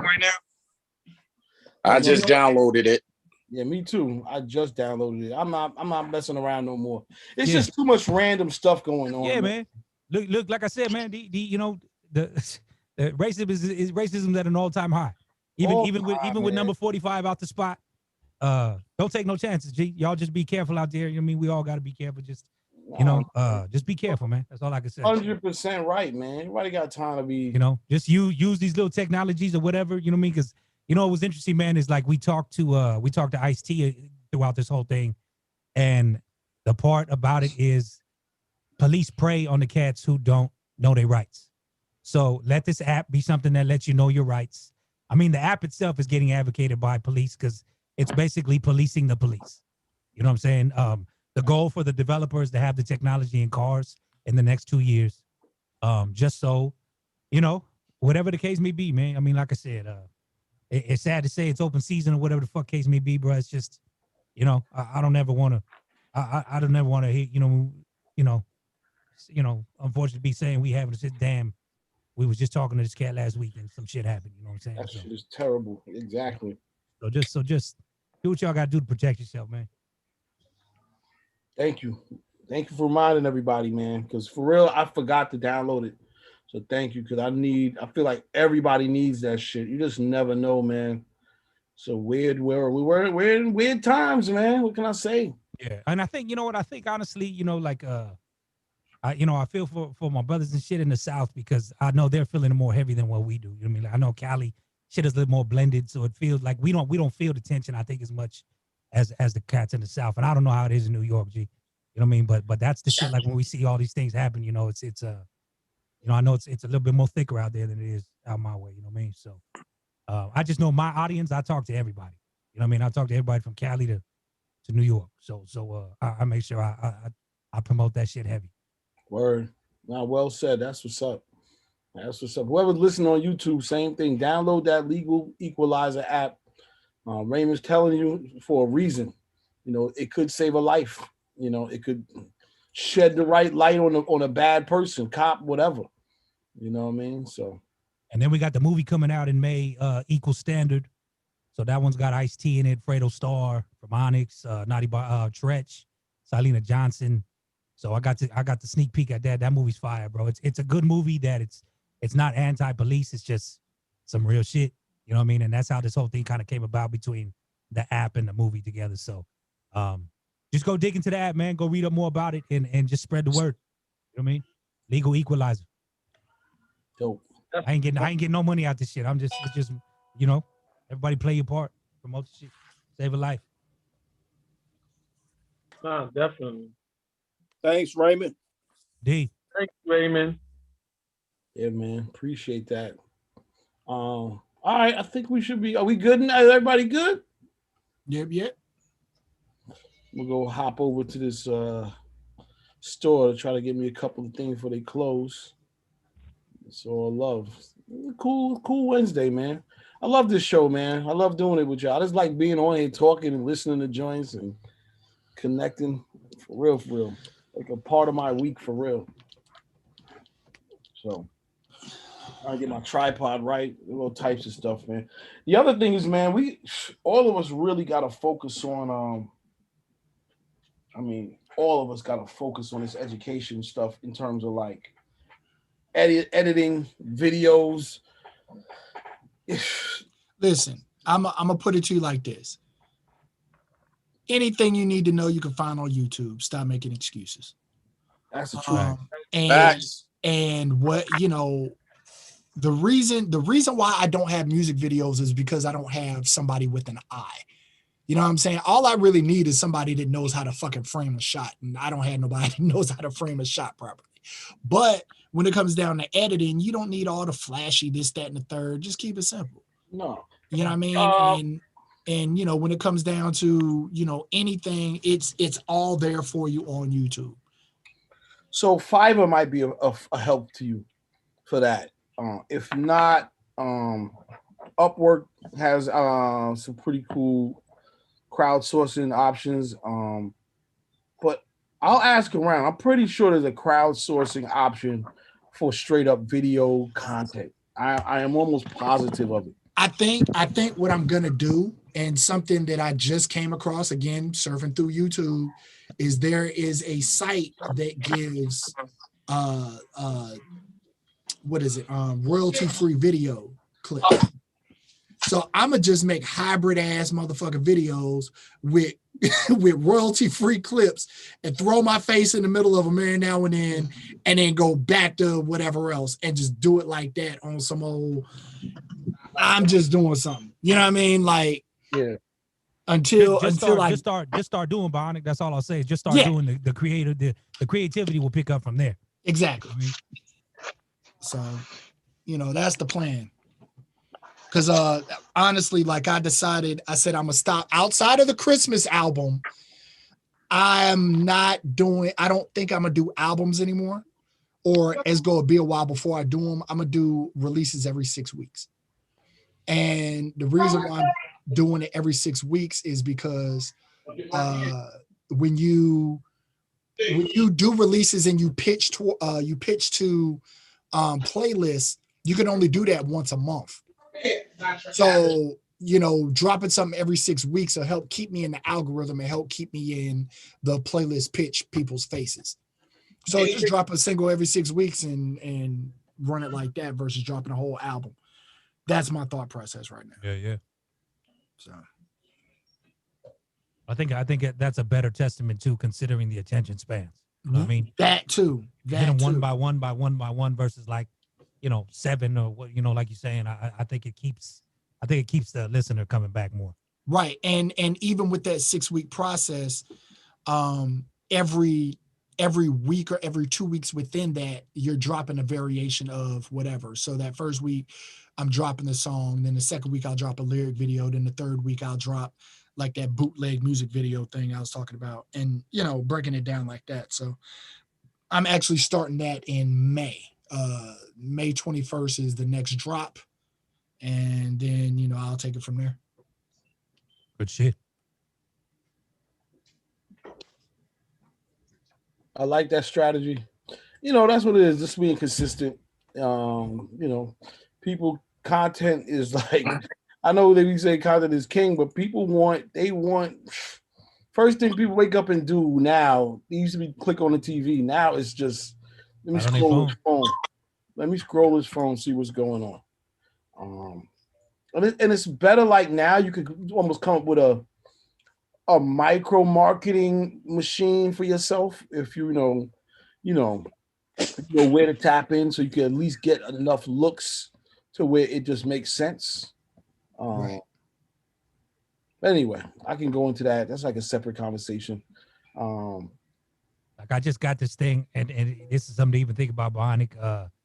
Because I kind of really stopped posting on my IGTV and regular posts, and just on the reels, and all the views and everything pick up. The weekly active users on the reels now on IG is 1 billion. 1 billion weekly active users. On So Instagram. So that engagement is heavier than just you making a post, because that was IG's answer to TikTok in their videos. So TikTok is 689 million monthly active users. IG Reels is 1 billion weekly active users. Gotcha. That's all looking at things, you know what I'm saying? So Discord's picking up. Clubhouse is up in there, of course, but of course that's not anything we can post with our stuff. That's the talk shit. But right. I guess we got to look out for House Party. House Party's another one coming. Triller's picking up, especially now with the pickup of verses. They're doing their thing, and they're doing those boxing matches, and Yep. They're doing good. This Saturday's the fight night. Yes, there is. Yeah. Shit, it's dope for the West. That the Mount Westmore's making a premiere. That's Snoop, Too Short, E40, and Cube. Mount Westmore. Nice. Yo, I'm loving what's going on. Hey man, where the hell is Dub C? People gonna put some damn respect on Dub C and Mac 10's name. Where they at, man? They was coming off the bench, man. Yeah. And they can come off the bench. I'm just saying they need to, when that album drops. They kept getting an appearance. Those are the Kings. I'm cool with Mount Rushmore. I'm cool with that. I'm just saying on that album, I need Dub on a joint, I need Mac on a joint, and I need Exhibit on a joint. If I don't get that, and Devin got to be somewhere. He ain't Cali, but Devin still got to be on a hook somewhere. And I'm good after that. I'm good. Devin's for the weed song on the album. Damn right. Yeah, for sure. And Exhibits for the alcohol song. Right. They better pull a Nate Dogg hooks from somewhere. Oh yeah, I'm sure. You know what I mean? That's my shout out to Nate, man. Word. Pull a Nate hook, man. Word. For sure. Nate Dogg's son starting to move a little bit out here too, man. He's starting to put out some more shit out here too. We never got him on, right? I think he was on because we had talked to Criminal. Right. Let me reach out to Criminal, see if we can get him on. But yeah, either way, going back, man, this Saturday is another Triller fight. They got a Jake Paul fighting, but big performer, Sweetie, Doja Cat, like I said, Mount Westmore. Snoop, of course, gonna play the host and referee again. I mean, the host and an announcer again. So that's just gonna be another lit one. Oh man, I'm excited. Yeah, we doing our own in June too. We doing the Social Gloves on the live TikTok versus YouTube influencers. So we got a big boxing match going down in June too. Are y'all serious? That's crazy. That's dope, man. Yeah, so we got like DDG probably the most musically dude on there, but other than that, it's the influencers. You know what I mean? Gonna be scrapping it out. We got a good lineup of folks gonna be fighting in June. This is funny. Oh shit, you got Legend versus General. That's what's up. Yep. That'll be all right there. Legend versus General. So they was doing this thing in New York. I don't know if they do in the West Coast, but they was doing this dope stuff. It was called Fight Club. No, it's not Fight Club. I'm bugging. It's called what's it called? It was like a boxing, basically boxing, street boxing, in the Bronx. Long story short, man, it was great because it would really like solve a lot of beef, personal beef that was going on. Cats would have to box it out. And it became Rumble in the Bronx. I don't know why I'm catching a blank on that. Shout out to Rumble in the Bronx. Anyway, and it just took off, man. It got so big, man. Just people boxing instead of, pick up your, raise your fist and lower your guns. That was the tag. And yeah, that's what I'm saying. Imagine how much people would still be here, bro. If we could actually just, and then on top of the fact you offer a bag, you know what I mean? Say, look, man, you're gonna get a bag, squash the beef, box it out, be done with it. Be done. You know what I mean? It's over. And then after that, go make a record together and collect some more bread. You know what I mean? I hope they do a deal with Triller, man. I might have to try to broker that. That's a great way to just keep it going. Real talk. Yeah, Triller's on the come up for real. Yeah, man. But all right. Anyway, I'm ending it for real. I gotta bounce out. Love is love. We'll catch up, everybody. Hey, Lucky 7, man, you stayed on here the whole time, man. I hope you had a good time. That's crazy. I know he said he had no mic in the chat, so. Yo, Lucky 7, man. We got to have you on next week, something. Cool. All right, y'all. God bless you. See you next week. Peace and blessings, y'all. Peace, everyone. Peace.